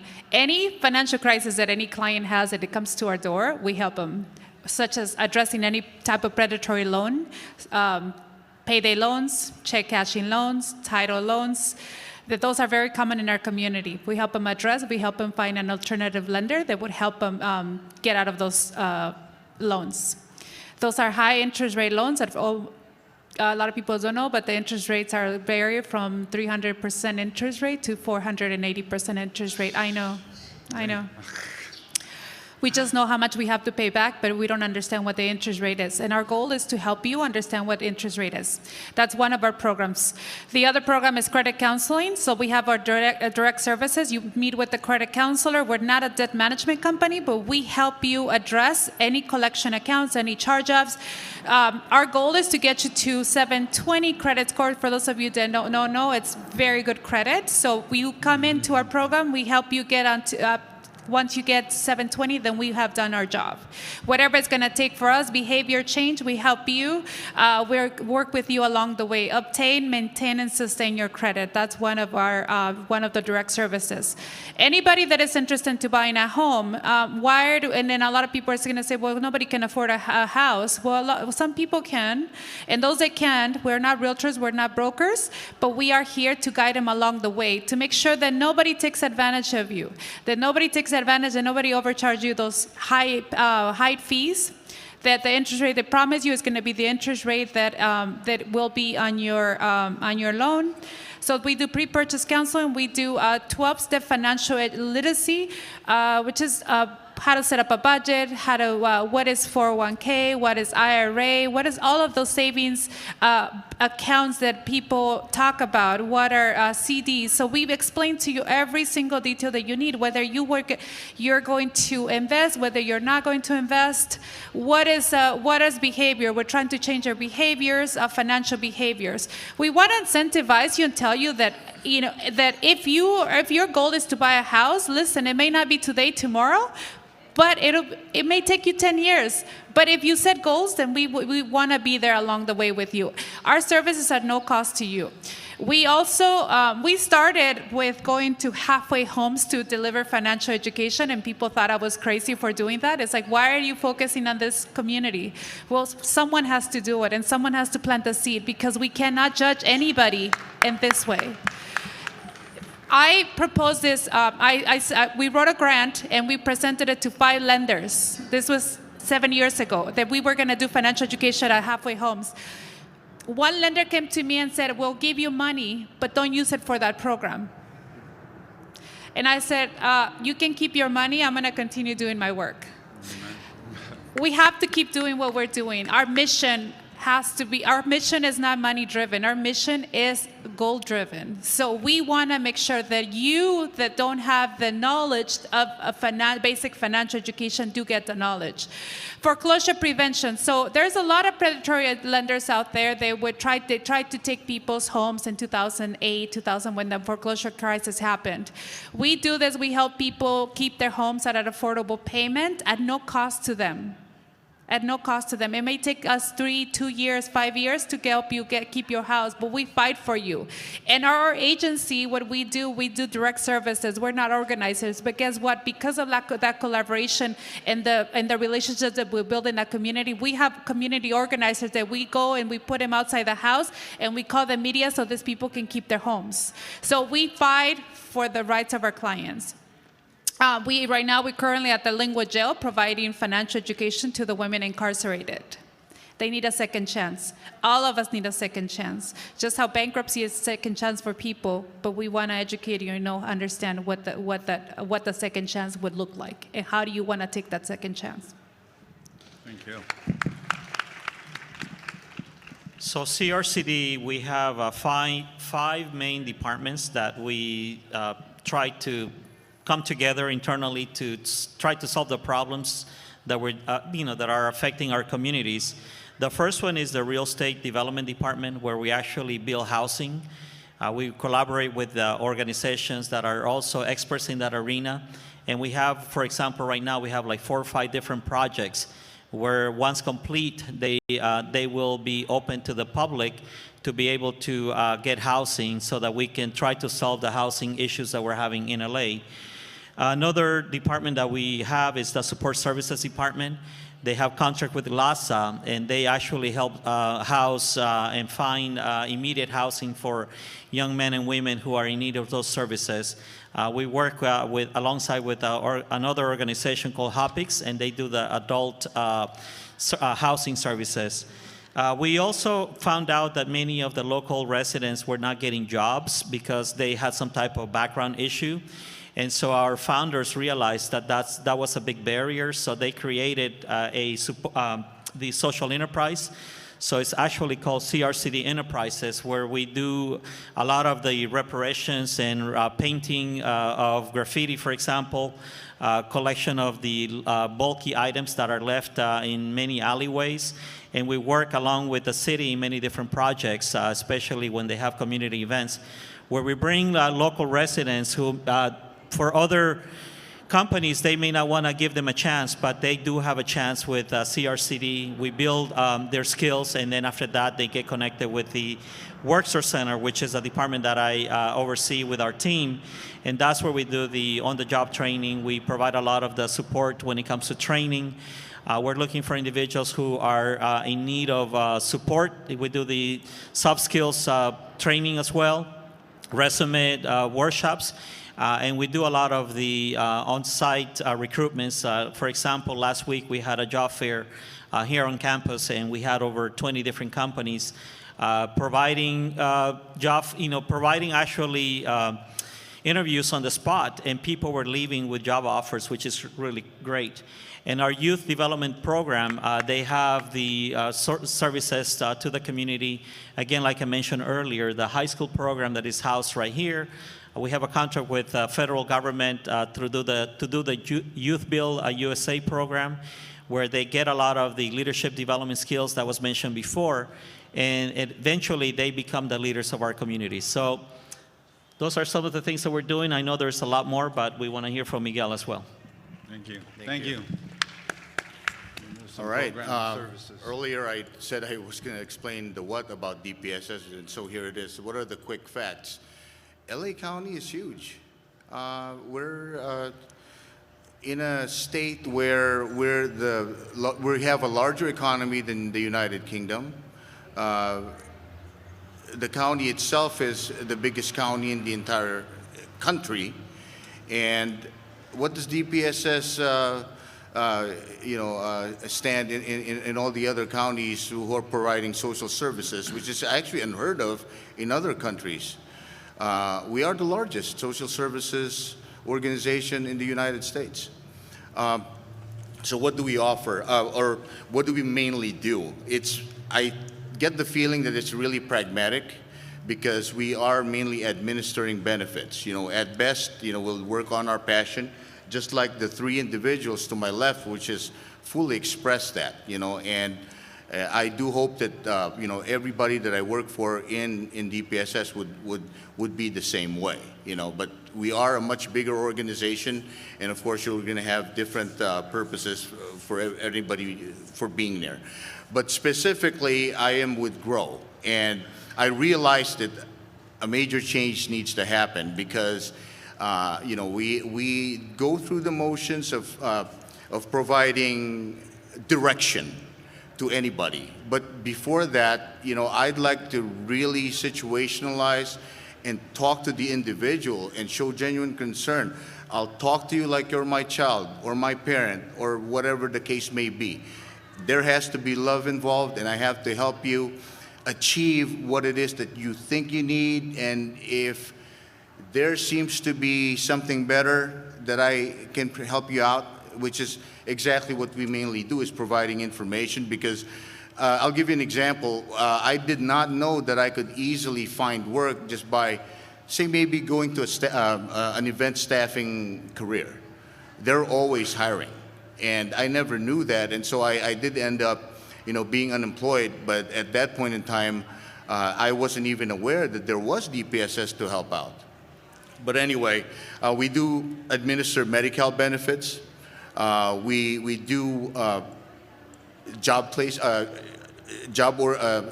orientations. Mr. Vasquez had brought up job fairs. That's what we do normally in the course of the year. Matter of fact, I told one of my associates, which is from the Census Bureau, to be here today, and next week we're going to have another one.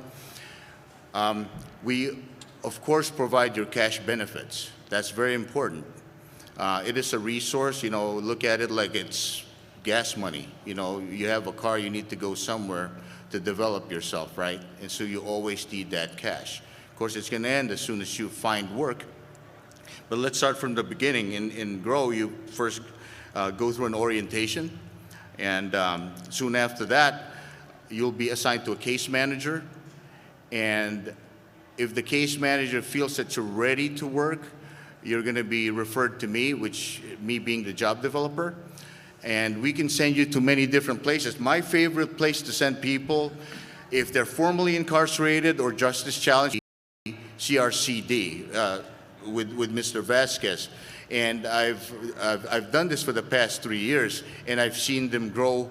And they do have a bigger budget now, which I think they do. But what are the two programs we're concerned with there? There's LA Rise, which is concerned with social enterprise and workforce development. And that would be for everybody who's formerly incarcerated, but more specifically, if you're on parole or probation, we'll send you to Project Impact, and that's with a referral with Mr. Tompkins and Mr. Smiley. That's very important because, it's really easy on my end to just make that referral. I just put it on a piece of paper, and they'll make sure that they'll contact you and do whatever it takes to help you achieve your needs. And of course, primarily that would be work. I just saw some, I guess they were maybe parolees, the ones who are cleaning up our garbage by the freeway. I know I've worked with them at one, yes, Caltrans. They will hire and put to work people who are still on parole. And that's one outlet. But then, I do trust CRCD a lot more in terms of sending the formerly incarcerated to make a better life for themselves. And it's what somebody had said earlier. I think it's Benny. You can't just make money. I'm not there as a GROW worker looking at you and saying, okay, well, here's a job, go to it and get hired. No, what I do is, and what the rest of my team is doing, in a way, as long as time permits, is we want to make sure that you're headed the right direction. It's that. Obviously, that's no small matter. If we tell you to go to one place and it's not the correct place to be, we're wasting your time. And for somebody with no income and no one, that's terrible, And other than that, not just the learning itself, but I'd like to send somebody on a route of self-discovery, because a lot of times that's the issue. Do we really know what we want? I mean, if you ask yourself now, where do you really want to go? Do you honestly know how to approach that situation? Because things around you will change, and it's very, very complicated. So whatever you think of yourself now, that's going to change. But how do you accommodate that? You know, what's the right thinking in doing that? I try to do that at the county level when they see me, and you know, and expressing that genuine concern. But the bottom line is, and it's not just for them that I do this. I'd advise everybody, and I encourage you to, whenever you're anywhere and you're encountering, especially a total stranger, is just to hear out their stories. And they can tell you that in many different ways. They can be aggressive, they can be happy, it doesn't matter. You know, what I try to do when somebody approaches me in full empathy is I want to find out exactly what the message is. Not much of words, because a lot of times you're going to have a lot of outpouring of emotion. And when we're talking about emotion and you're reading into the words and you're just making sense out of those words, chances are you're probably going to head nowhere. There's a lot of signals, and mainly, you know, it's body language. We all know that 70% of what somebody's trying to convey would be because of that body language. And I know we're all pressed for time. We really probably don't want to spend that much time with people, but if you decide to do that because you're able to and you can, which is what I do, and I take advantage of this wonderful job that I have with the county, and exactly do that. You know, I'll get to know you really well. Go ahead, ma'am, you have a question for me? Good. I am at Civic Center. Yes, we're by Little Tokyo. It's district number 14.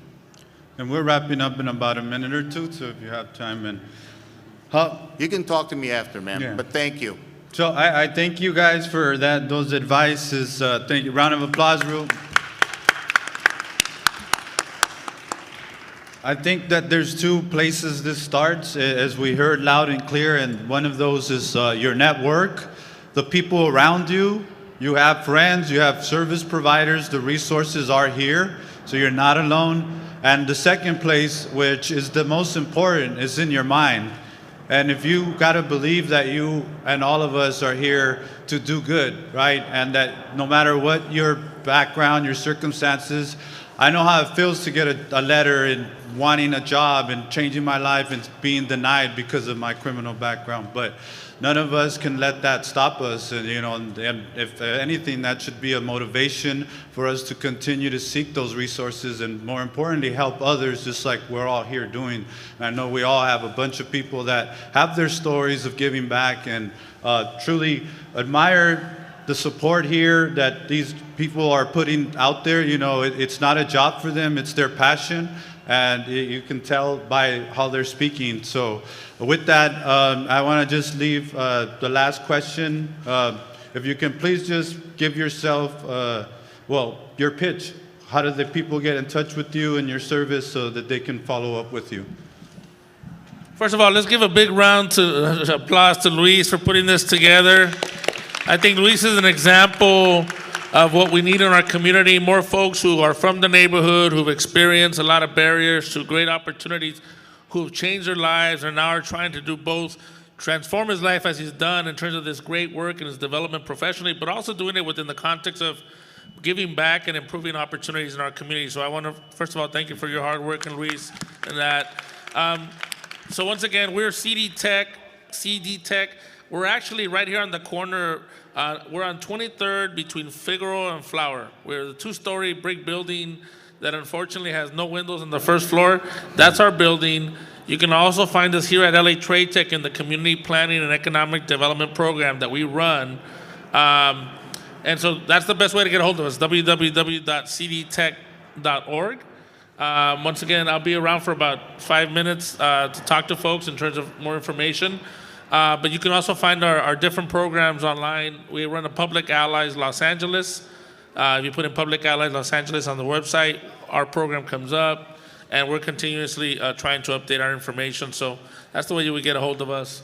And so thank you for your opportunity to talk to you today. Thank you, Luis. So you can find us on havenservices.org. And if you need credit counseling, any of the programs that I talked to you about, you can find us there. Our information, our contact phone number is there. Our services are no cost to you. So havenservices.org. Good morning again. For us, it's really simple. We have a table right here that says need a job with a banner, so that's where we are. That's our team. And then on campus here, you can go to the building to my left, right by the grass area. And you can see right there, there is the big sign that says Worksource Center. Thank you. Thank you for listening to us and staying and being here. I want to give you all a number in case you don't know the number for customer service. That way you will be completely taken care of. If you have any questions about DPSS, that would be 866-613-3777. And of course, you can call me at my office. It's 213-896. Oh my goodness, what is it? 8831. Oh, I'm sorry, 3381. All right, one more I time. forgot my own number. 213-896-3381. I'm sorry, I was thinking of my other number. All right, and you can find us at socialequityla.org and like us on Facebook and Instagram. Thank you guys. That concludes this panel. Appreciate it. So in about 2-3 minutes, we're going to call up our keynote and keep the program going. So give us a second. We have a great keynote speaker up ahead.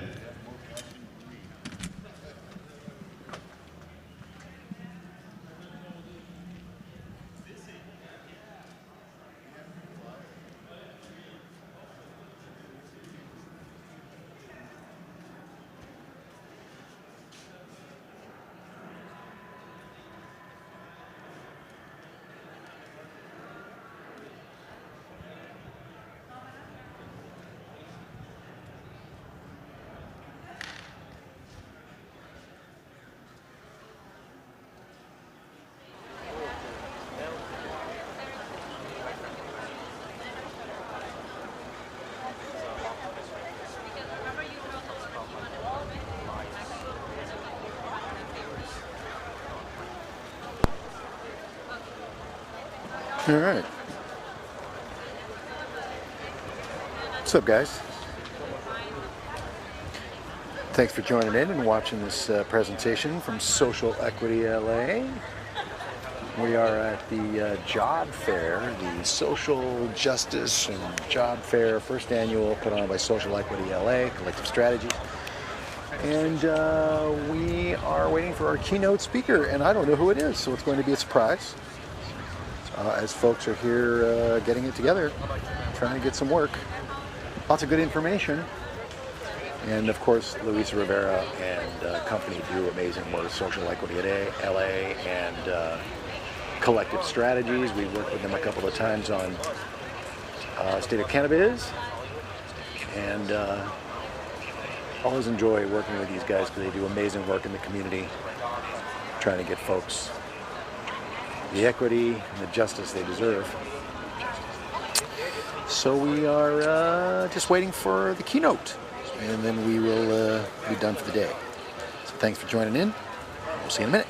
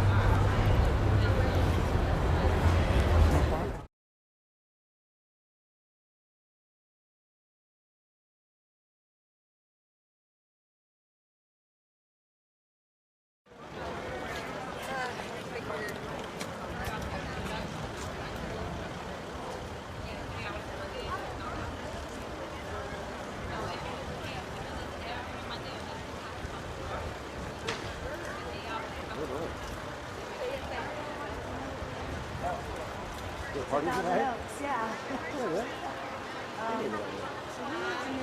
All right, if you guys want to start making your way back, we're going to get our keynote speaker up in about 5 minutes, Dr. Jody Armour from USC.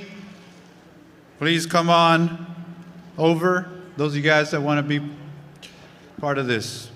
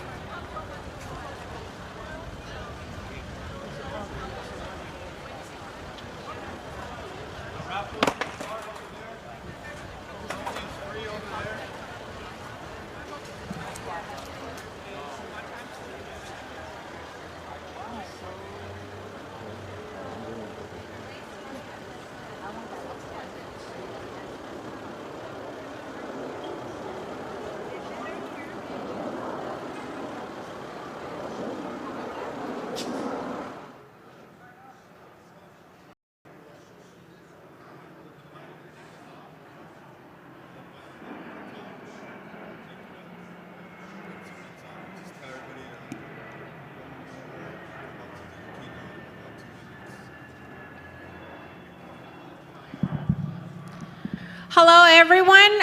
Make your way over to the panel, to the main stage. We are going to have our keynote speaker join us in about 2 minutes. So if you want to start heading out here, that would be amazing. I know we all need to get the business cards and talk to our vendors, but if we could have everybody join us, the stage is empty. We would like to have everyone on this side of our event, please.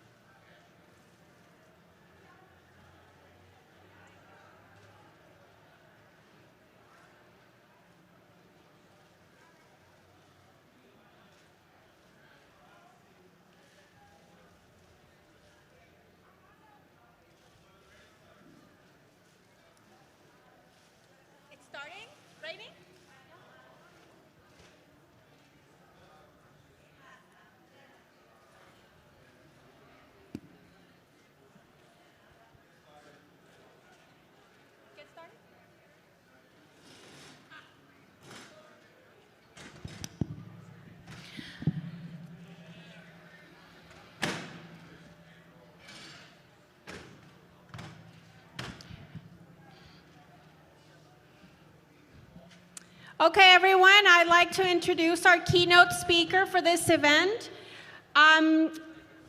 Jody David Armour. He is an author, playwright, USC professor of law, a widely published scholar and popular lecturer. He's a Soros Justice Senior Fellow of the Open Society Institute Center on Crime, Communities, and Culture. He has published an award-winning book, Negrophobia and Reasonable Racism, in various law review articles. He teaches a diverse array of subjects, including criminal law, torts, and stereotypes. A big round of applause for our keynote speaker, please.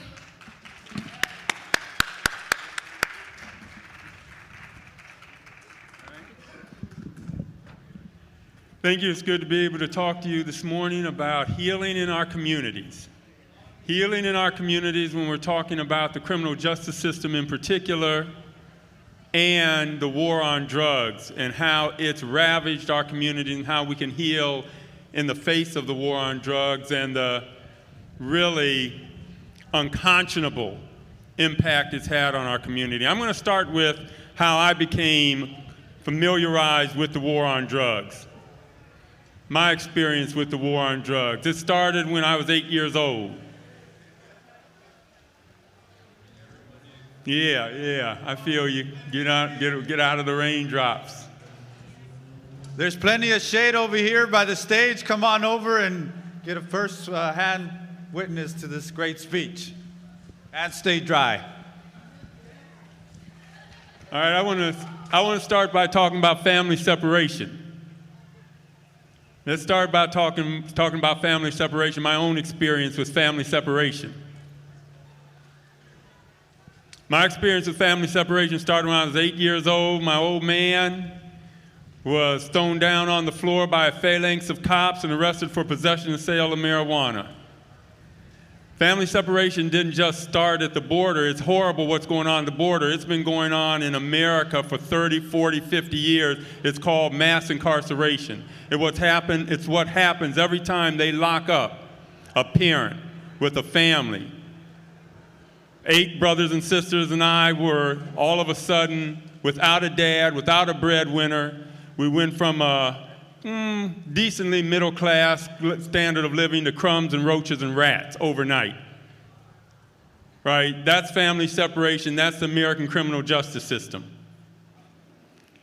He was sentenced to 22 to 55 years for possession and sale of marijuana. First time offense. That's the war on drugs. Right? I went for 5 years and visited him in the Ohio State Penitentiary, family days every Sunday, and saw him say, the only way I'm going to get out of here, because he was one of those folks who was going to do all 55. It wasn't going to be the 22. It was going to be the 55 because he was one of those uppity Negroes. Right? He was proud. He had backbone. And those are the ones they especially want to break and especially make sure are going to do the full bid. So his only way out was to reach up on that warden's bookshelf and pull down some law books and teach himself criminal law, criminal procedure, and constitutional law. I have his typewriter. He had a Royal manual typewriter that he started putting on the cell for and punching out his own writs of habeas corpus. Represented himself pro se through the state system, then got kicked over to the federal system, started representing himself pro se through the federal system. Until now, 5 years later, I was standing next to him in the 6th Circuit Court of Appeals in Cincinnati, Ohio, and he was arguing before an en banc panel of judges. That means all the judges in the circuit come together. And they're sitting up there on the bench, and you're arguing, and he was arguing literally for his life before this en banc panel of judges. And now I teach his case in my law class. I teach criminal law at USC. I teach his case in my criminal law class now. It's called Armour versus Salisbury. You Google it, it'll jump right up. Armour versus Salisbury. It stands for the following proposition. You would have thought that this was established before his time, 1974, that this would have already been law, but he established this law. Now when you shepherdize the case, you find his name attached to this law, right? His case stands for the proposition that it's a violation of the Due Process Clause of the Constitution, 14th Amendment, for the government through the DA to lie to the jury to get a conviction. To lie to the jury and tell them that the only witness against the defendant is not someone who cut a deal with them, that they didn't compensate that victim to testify against the defendant when they actually did, and that kind of lie is a denial of due process. That wasn't even against the law before 1974, before he helped establish that proposition in Armour versus Salisbury, right? So he taught me that words, all he had between him and a lifetime in a jail cell was language, words. He taught me that words are more than just ways we communicate or entertain ourselves. They're acts with consequences, right? He was able to, through word work, make the frozen circumstances dance by playing to them their own melody, the one he found in the warden's own law books. All right, and so that's where I start with the war on drug discussion and how obscene it is and insane it is that we take people who are just engaging in consensual behavior. I'm not saying it's the healthiest thing in the world, but alcohol isn't any healthier.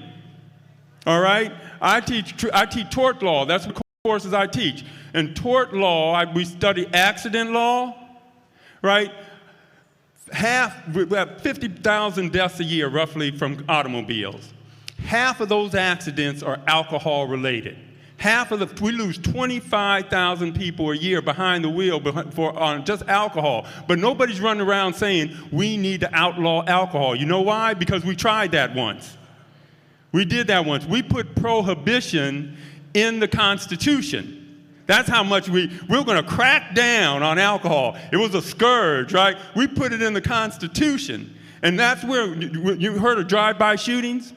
The first drive-by shootings were about alcohol, not drugs. You got to go back to St. Valentine's Day Massacre and Prohibition, right? Whenever you go down the Prohibition road, down that road, destruction lies, right? We see it every time. It breeds more crime than it's worth. It breeds more misery than it's worth. Whenever it comes to cracking down on consensual behavior, don't do it.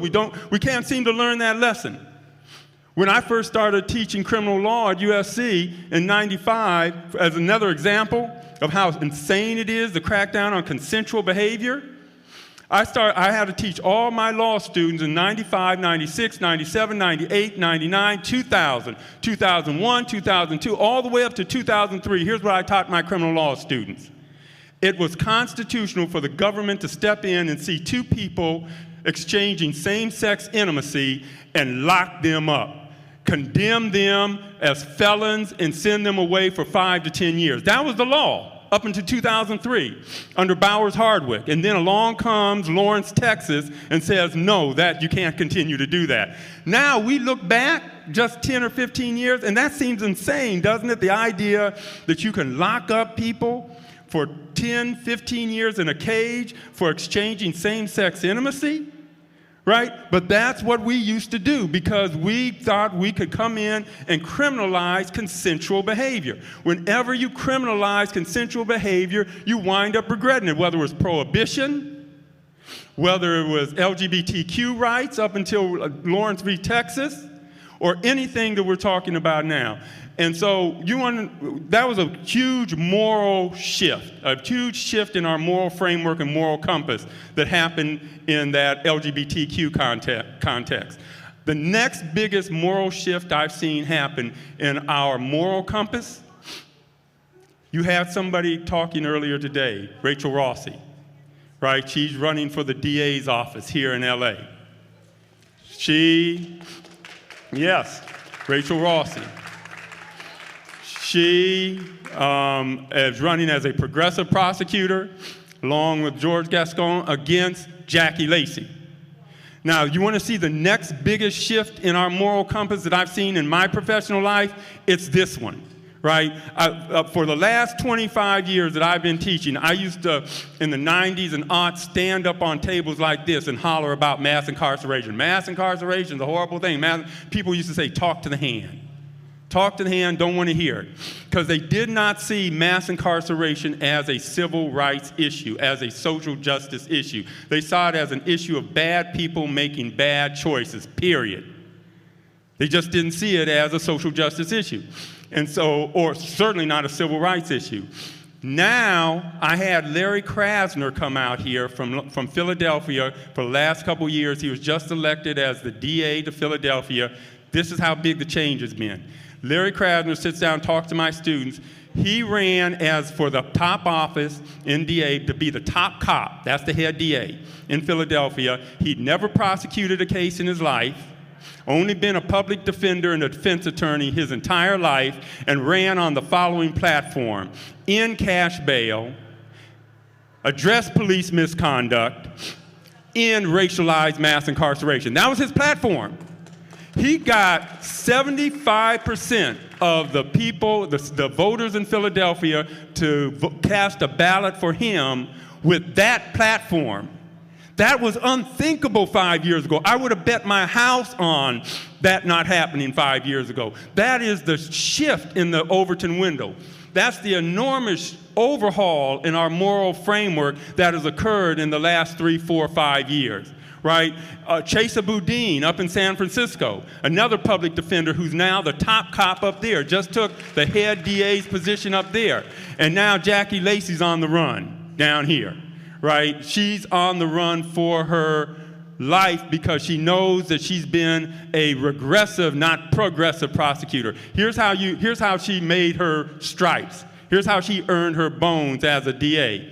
You can check this. Again, I ain't saying nothing. I love Google. You can site check everything, right? Check this in the LA Weekly.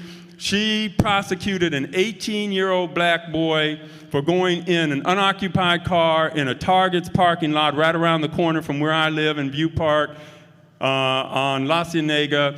Target's parking lot. He took a cell phone from an unoccupied car, the back seat. When he was 16, he had 2 purse snatching incidents, priors. She got 25 to life for that cell phone from that unoccupied back seat of a car, right? When the judge stepped in, and you never hear this, in a rare feat of judicial intervention, said, "This shocks my judicial conscience. I want to knock it down to the 7 years you originally offered him," which was still obscene, 7 standalone. But when he said, "I want to knock this down to the 7 years you originally offered him," she objected and fought it. That's how you used to become the prosecutors back in the 90s and in the aughts. That's how we thought about our own community. Because she's a black woman doing that to a black boy, 18, and having her own black boy, right?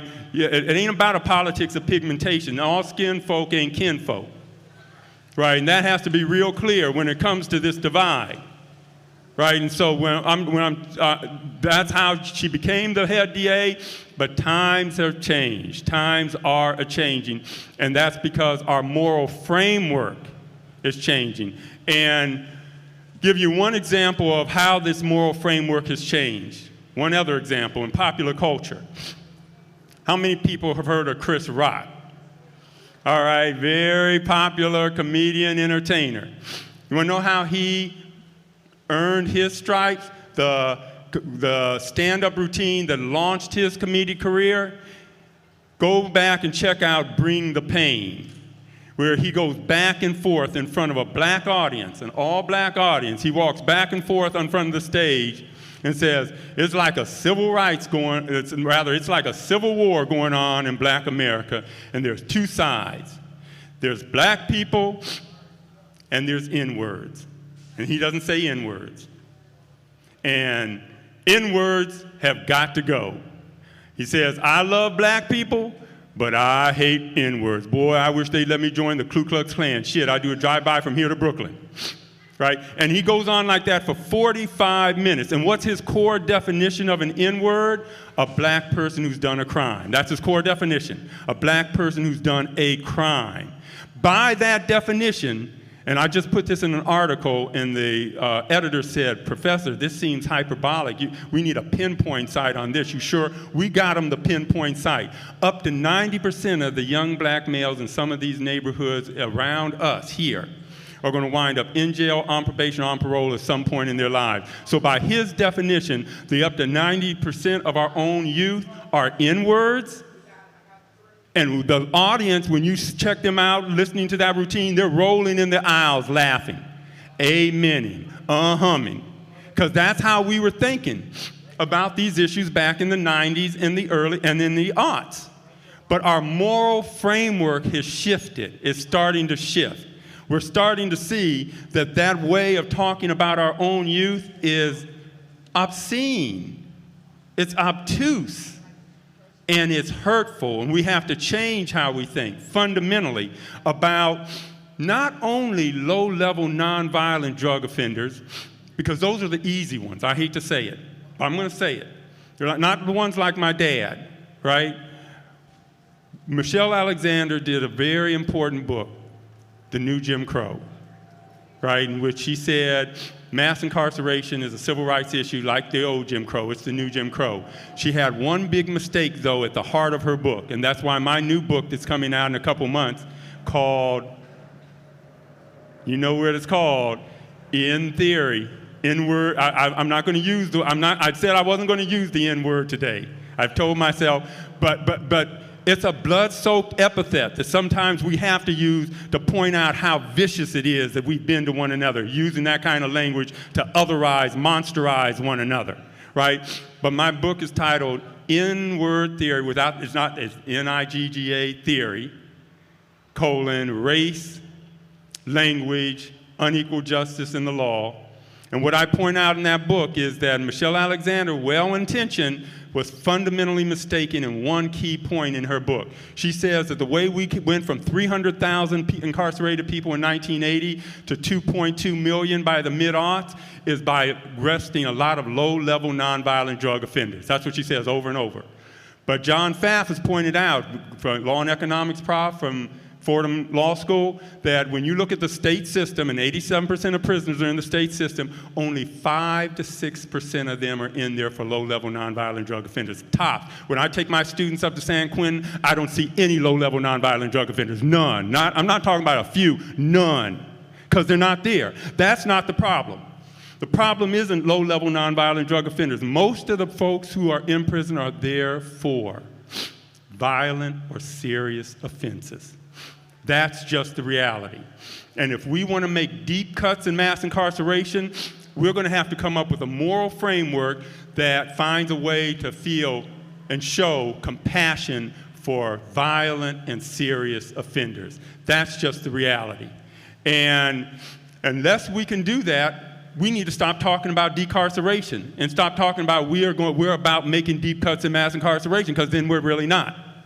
Okay, and how do we get to that point where we substitute reconciliation, rehabilitation, and redemption for our old moral framework of retribution, retaliation, and revenge? Because for 35, 40 years now, it's been about retribution, retaliation, and revenge. Now, the move is the only way we're going to get to decarceration is through rehabilitation, redemption, and reconciliation, restoration. How do we get from one to the other? Right?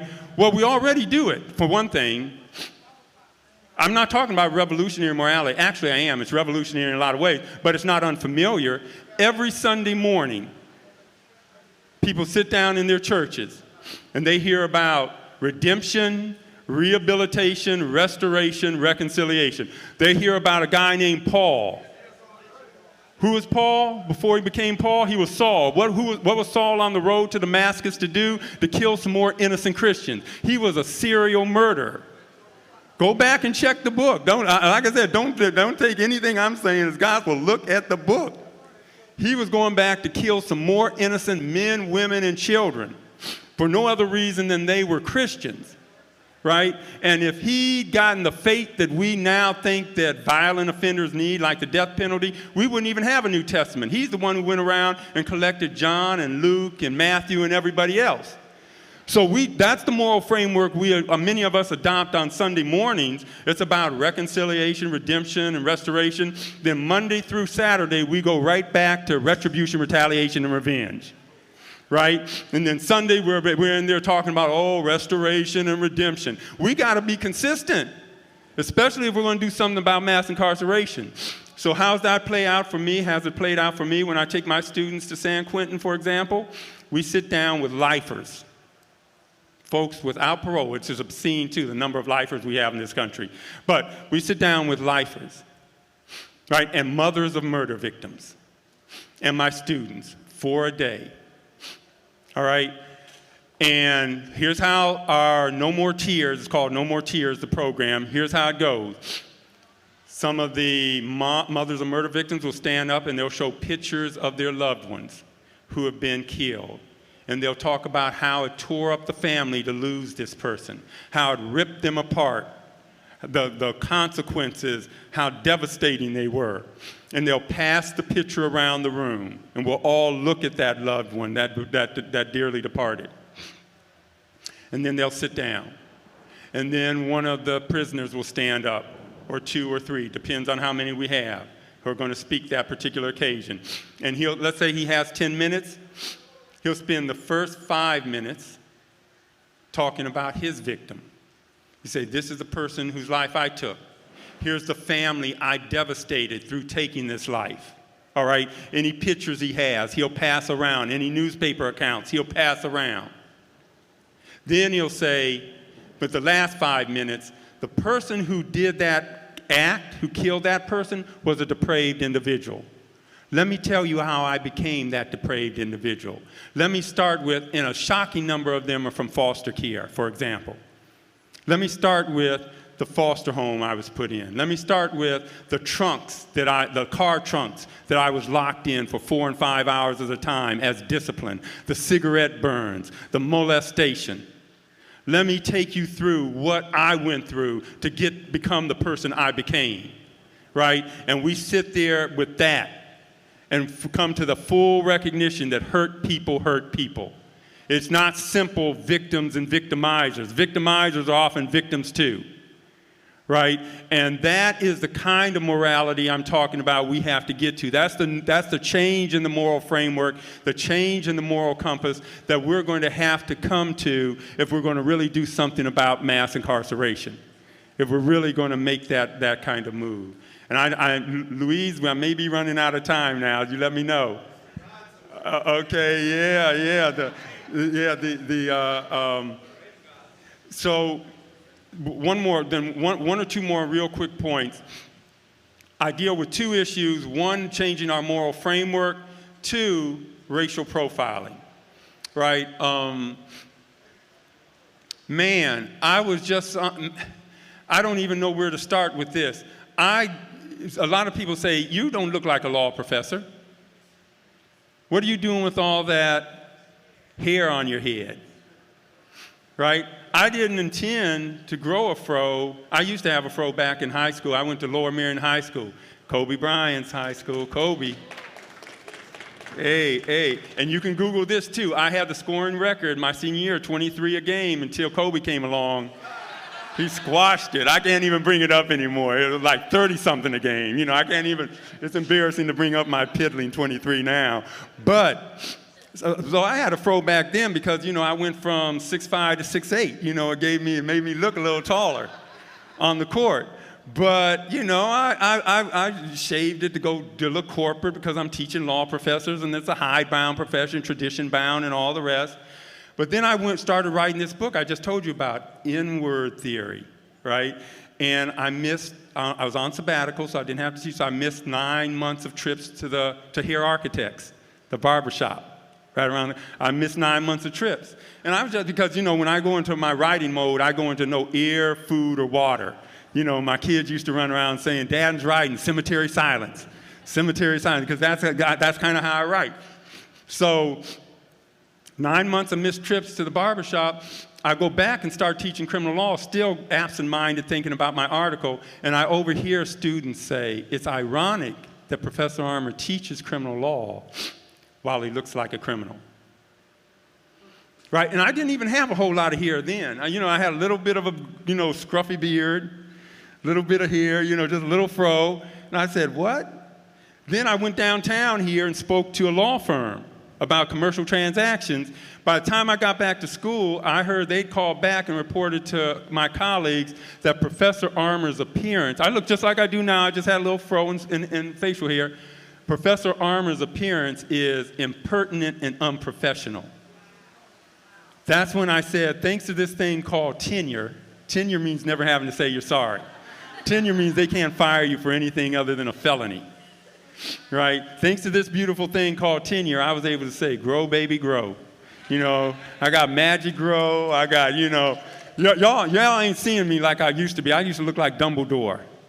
You know, I had a long beard. I just said, look, you know, this is what you call free speech. But free speech ain't free, right? Because that sounds cute, but here's what I'm talking about, the racial profiling stuff. Then about a month after that, I'm down here at J.W. Marriott, right down the street. That's right, I need the background accompaniment. Here comes that story, right? J.W. Marriott, right? And I meet my boy, Lino Garcia. We went to A Better Chance. A Better Chance takes kids out of inner city schools and gives them a better chance to go to, you know, by sending them to another boarding school, and you get to go to college from there. My boy Lino Garcia and I were roommates in A Better Chance. He was then the general manager of ESPN Deportes. I said, Lino done came up. I got to hang out with you, Rub, get some good luck. You know, we drank a toast to innocence, drank a toast to time. You know, hadn't seen each other for 20 years. I'm waiting in the lobby now, getting ready to leave. 3 guards approach me. I look like I do now, except I did not have a tie. Otherwise, I look like I do now. And the 3 guards approach me. They send the black one over, 2 white and a black guard. They send the black one over. The black one walks up and he says, sir, you here to see someone in the lobby of J.W. Marriott? Sir, you here to see someone? I say, well, yes, I am, but why aren't you talking to anyone else in the lobby? He said, well, sir, we've been having a problem with transients, i.e. homeless people. We've been having a problem with transients. Now, the implication was abundantly clear, but I wanted to hear him say it out of his own lips. I said, so you're saying I look like a transient? He said, sir, don't take it personally, and walked away. At that point, thinking about working 20 years at a law school, a lot of your students are now downtown working as attorneys and partners themselves. So I called one. That's right. I called one at Latham Watkins. I said, hey, I know he's not going to come back, but if he does, I want you to be on the phone. And I started tweeting about it. So you go back on my Twitter handle, which is, in theory, needless to say, N-word theory. I started tweeting about it. I said, but I know he's not going to come back. He came back. They came back. All right. This time they were much closer. All 3 of them bunched up. And he said, sir, what is the name of the person you came here to see? Now, I can tell you as a criminal law prof and a torts prof, I can characterize that transaction for you legally. Here's what he was saying. If I don't give them the name that they can find in their guest database at that point, I've assumed the ejectable status of a trespasser, and they were about to lay hands on me and throw me out of that lobby. Right? Like I said, take away the tie, and I look like I do now. Right? So I was presented with a choice that many black and brown folks are confronted with every day in America. Here was my choice set, and I only had 2 choices. Choice number 1, give him Lino Garcia's name, right? Swallow that indignity. Validate his stereotypical perception of me, right? Suffer that spirit murder. That is more than a microaggression when that shit keeps happening to you. Swallow that indignity, suffer that spirit murder. That was option number 1. There's only 2. And option number 2, tell him to go fuck himself.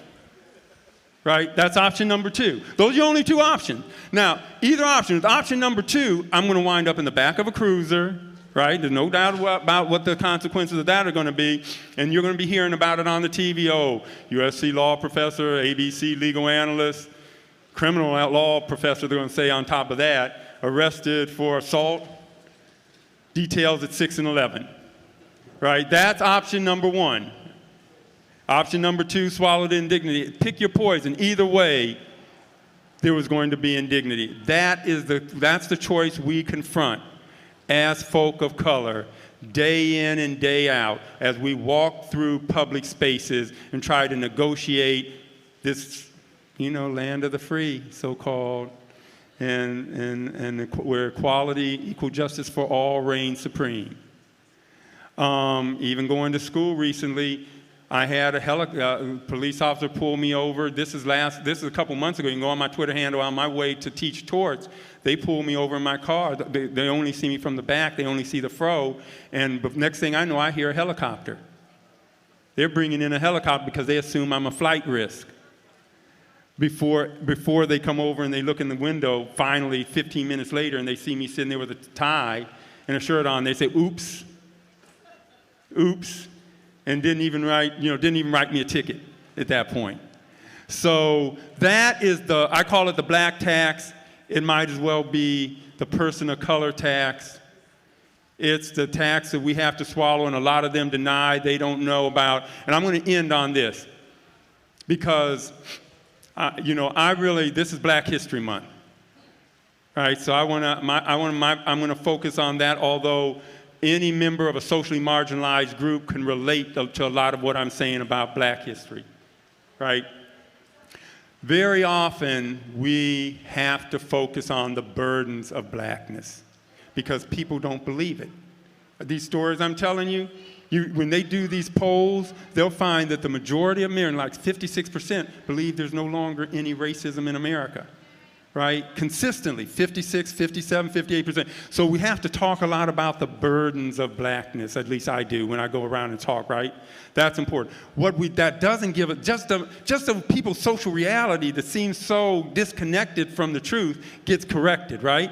But what that means is we don't get a chance to talk about the blessings of blackness, the blessings of our social identity, the blessings of being a person from whatever background you're from that's not the dominant, privileged background, whatever that is.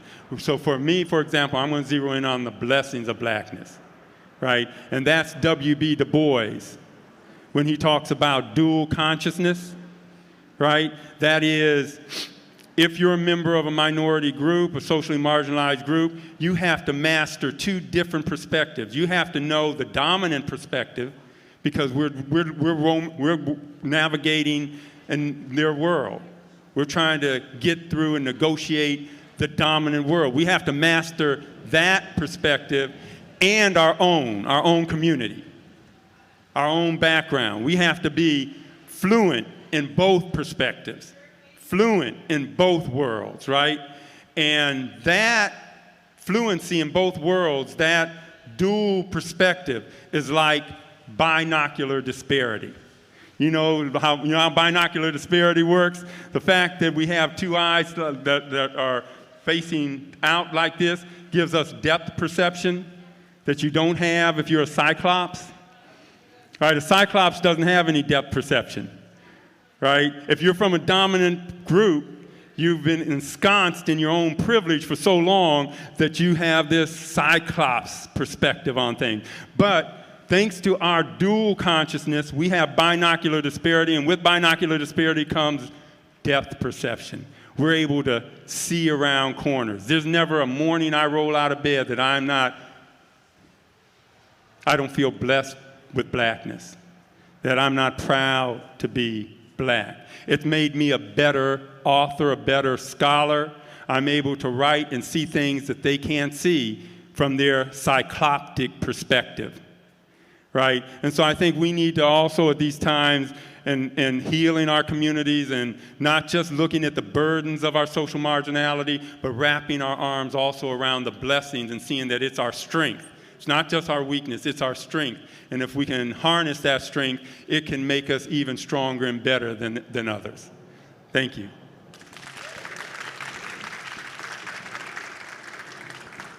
Thank you for being here. Thank you, everyone, for being here today. I know the weather is a little cold, so I appreciate you guys taking the time and making sure that we put this conversation forward. Let's work together, let's stick together, and we'll see you soon at the next event. Thank you. Yes, thank you all for coming out. What is it, a rainy day schedule? Everybody gets to leave home early. Best part of school. No heads up, 7-Up needed. But thank you guys. Appreciate you guys battling the weather, the elements, and as Adriana and everybody here said, thank you for coming out, and I guess keep the fight alive. Thank you.